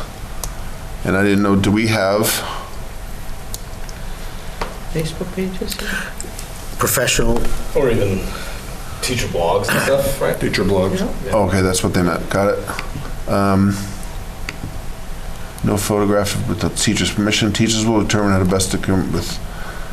Okay, expected that websites will be updated. So we talked about this last year, I remember, the piece about the teacher websites. And I didn't know if we wanted to talk about that again. Because it says here, each teacher will maintain a classroom website where general information may be found regarding instructional practices and classroom expectations. And then it is expected that websites will be updated throughout the year. Yes. Sorry, I'm on the, it says social media policy, it's page 35. And I guess I'm trying to figure out what our point of asking the teachers to have a website is. They're not all required to, right? Well, it says right here, teachers will. Basic page, yeah. Yeah. At least a directory page so that Just you have saying. contact information to But they don't lead have to to, their they don't have to really curriculum update it materials. with Yep, well, it's, what they're doing over the course. these are our expectations. Whether they do it or not is a different story. And that. Well, that's why I just wanted our expectations to be clear. I'm sorry? So in our new teacher orientation, every summer, that's one of the things that we go over with our new staff that we hire. And we give them the information, what the basic expectations are. And, you know, some teachers use a website every single day and update it. And there are other teachers who might, you know, send a welcome back letter at the beginning of the year And put their contact information, their office hours, Yeah. that kind of information, so that any parent would know they could go and get at least that basic information. It's sort of And they like a can stop there if they homepage. choose to. That's it. Right.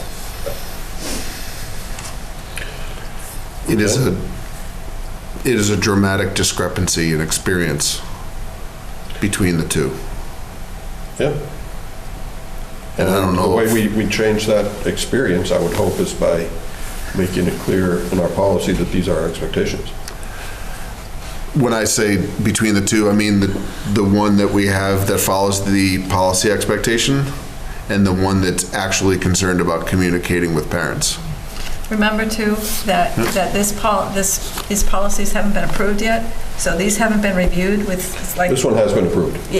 But what I'm saying is that one of our goals on the policy committee was to update everything so that everybody can be operating from the same principles. Like, I can't wait until the day that I can hand every single administrator in the district a copy of all of our. Two more meetings, Superintendent, 2 more meetings. Of all of our policies, so that everybody will be operating on the same page then. And that's one of the things that I certainly will leave in my little folder for the next superintendent, to make sure that principals are reviewing the policies and that teachers are seeing the policies, so. And I know, David, we did spend quite a bit of time on this, I think it was 2 years ago when we were working on this policy with the teachers in professional development around this. It was also, maybe it was longer than that because we were converting to Catapult at the time. And we were having discussions with teachers around whether each teacher needed to build this basic website in Catapult, or whether they could use other platforms that they were currently using. And we started with everybody's going to have the basic website in Catapult, but quite frankly, many teachers have more sophisticated websites elsewhere. So they just made this kind of cover page in Catapult that linked to whatever else they were doing. So, and at the elementary level, the teachers use, I'm drawing a blank, all the little squares. Anyway, they use a different type of platform that's Like more Weebly or accessible to the something? kids. It's not a Weebly, it's, some use Weebly, but, but anyway, there's different tools that are used at different levels to do the same. I think the bottom line is we want to continue to encourage, and I think we should move on. Move on. Can I? We still have a full agenda, executive yes. session ahead of us, and it's 9:45. Yeah. Can we, Dave, how many more changes do you have? Not many, we're almost done. But we can, like I said, like I offered, we can table this and go back to it. Yes, if we And can do these that aren't to even the next meeting. And some of these aren't even like policy stopping things. I just want to make sure we're clear about certain things or questions I have about them. Can we move this to the agenda for the next meeting? And we'll finish it then? There's no opposition for table, so I guess we're tabling it. Superintendents. I'm sorry, Nick. No, I would really like to try and get this approved. We have I other understand. policies for, 2 readings that we've got to deal with, and that Okay. we're trying to get That's everything fair. done so that we can hand the new superintendent a clean policy slate. I don't know what to say. I mean, some of it's, I don't know. If there are items that you think are really critical, Well, like we're talking about reviewing of instructional programs, and that there should be a regular review the superintendent will provide for the translation of the stated instructional goals into objectives and for the appraisal of their implementation in order to determine educational needs and provide information for planning. Like, those are sorts of conversations that we don't have, but it says we're supposed to be having. Well, I think a lot of these conversations probably should happen at the curriculum instruction meeting, and then you can get back to us with recommendations on policy changes if you'd like. I agree. To some extent, Nick, is my understanding correct that to some extent, some of these policies are prospective? They're about what we're going to do going forward, as opposed to what we have done or what we... Absolutely. Okay. There are elements of that are in there. Yeah, no, I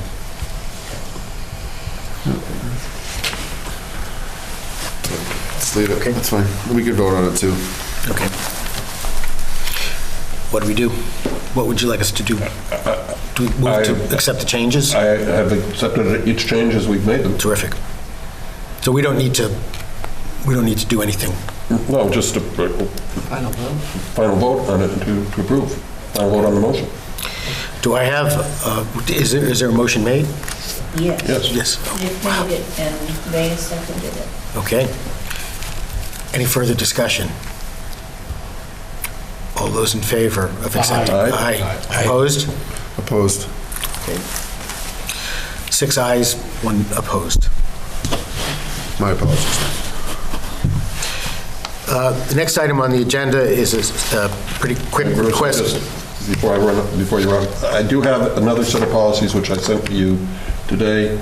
Please take the time over the next 2 weeks, send me your comments, and I will submit a red line version for that. There's nothing controversial in this particular set. It's all about pesticides and fun things like that.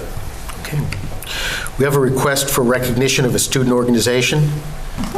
We have a request. It's in your packet. From the Performing Arts Department for a proposal for a K-12 Performing Arts Department account for the district-wide music festival. This is a new proposal, and what they are proposing is holding a K-12 music festival on June 9th, 2018.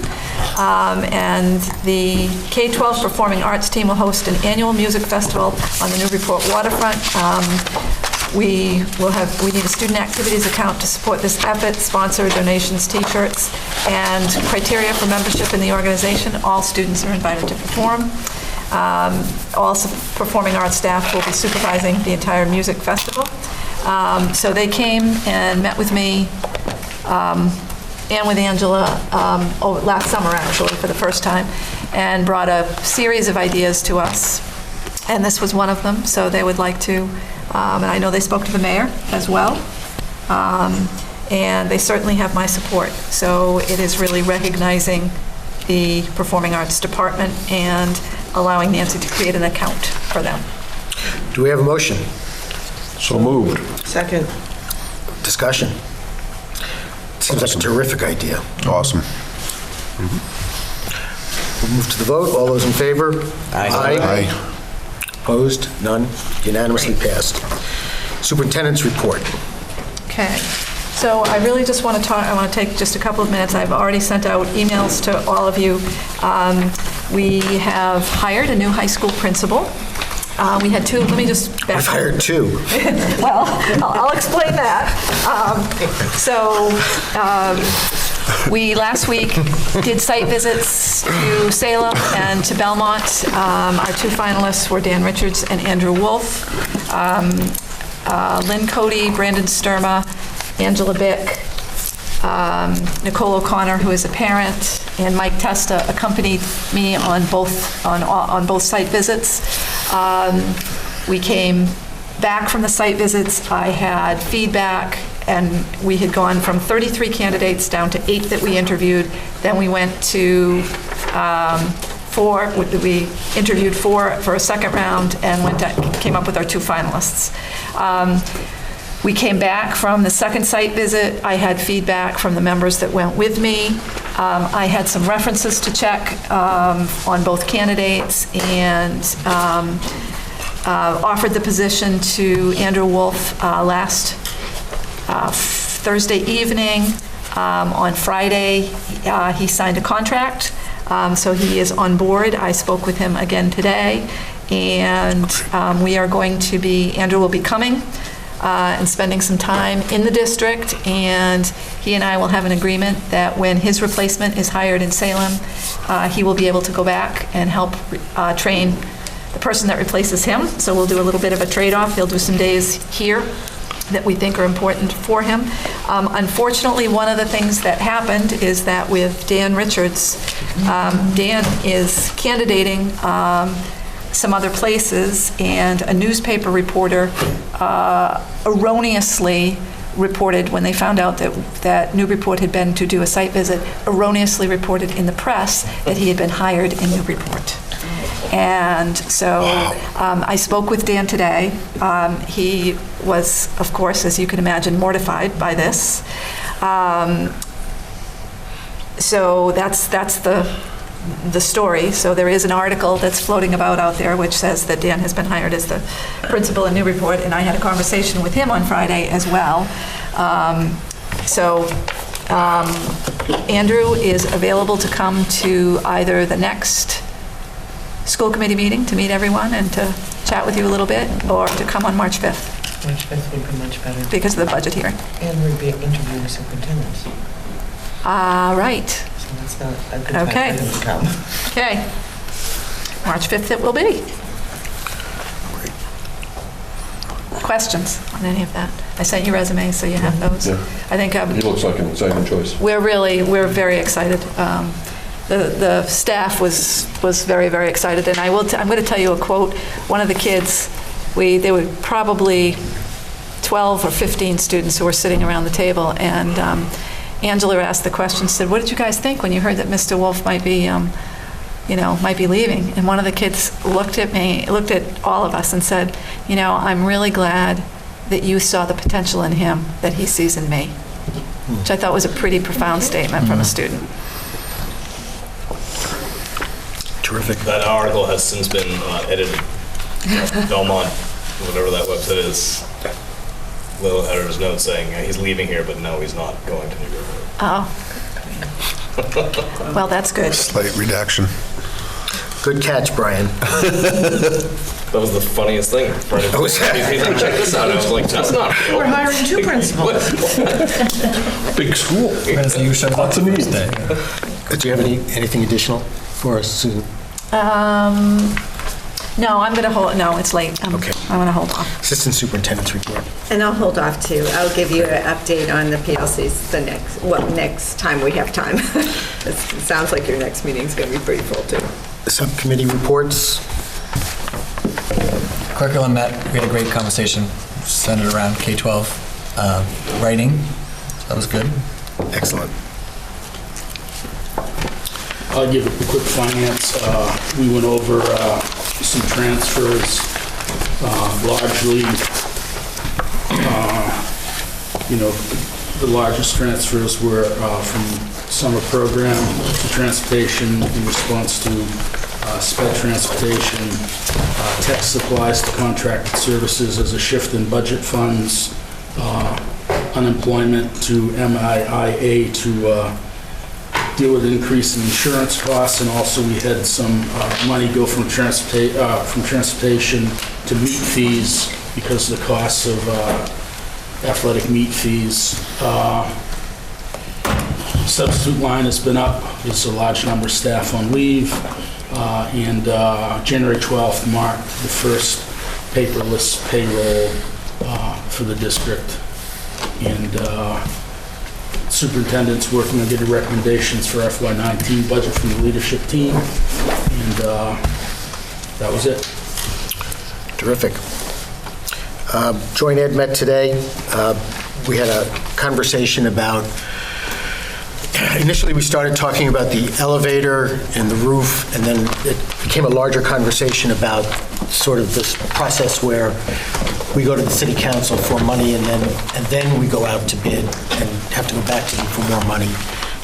The city council feels that's a city council administrative process issue to discuss. And I think, what else did we talk about? Yep. Can I just say one thing, is that the council needs to understand that we cannot go out for bid unless there is funding attached. The only exception to that was because we had the $4.75 million in a trust fund for Plum Island Water and Sewer. And so that we had an account that we could tap into for that project. We cannot go out to bid if we do not have funding attached. And sometimes they come in over, sometimes they kind of come in under.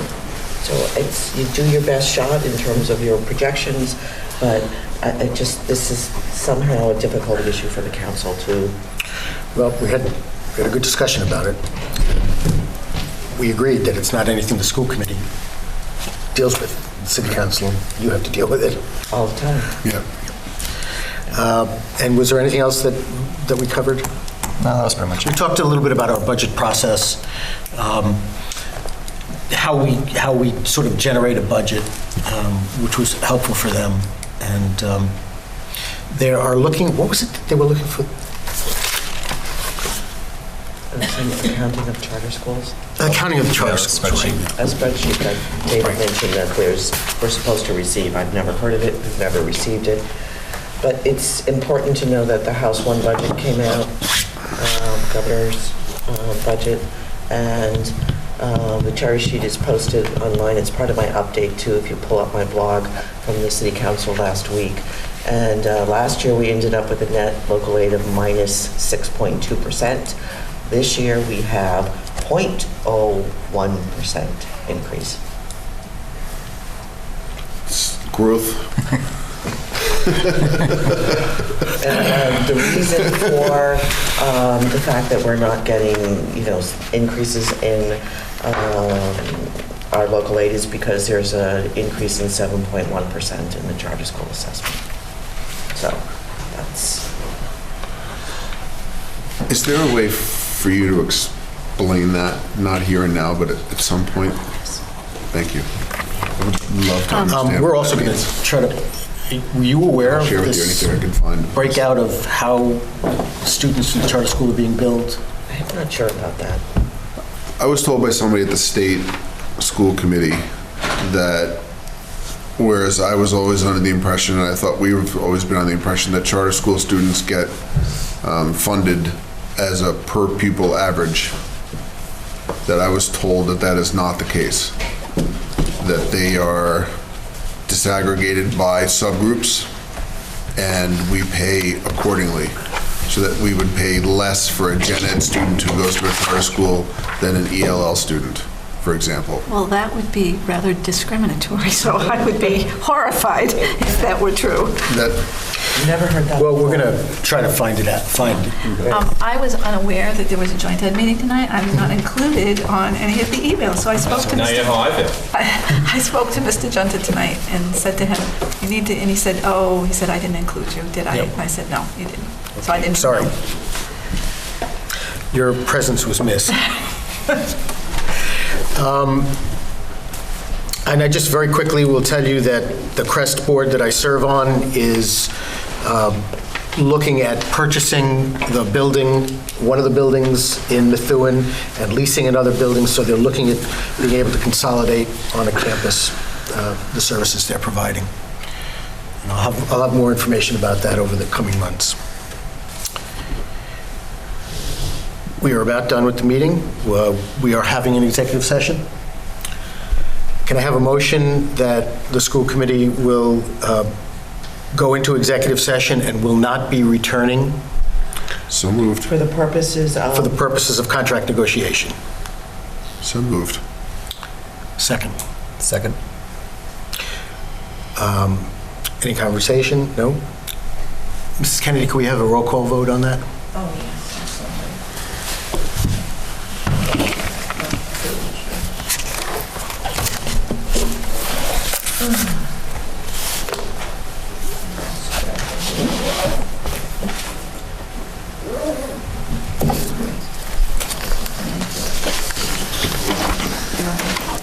Mr. Callahan? Yes. Yes. Mr. DeCanta? Yes. Mr. Cole? Yes. Mr. Menon? Yes. Mr. Reardon? Yes. Mayor Holliday? Yes. And Mr. Hawkins? Yes. Yes. Motion to adjourn. Second. Second. In favor? What is Will the executive session be I assume, well, Second. Did we go in there? I moved it.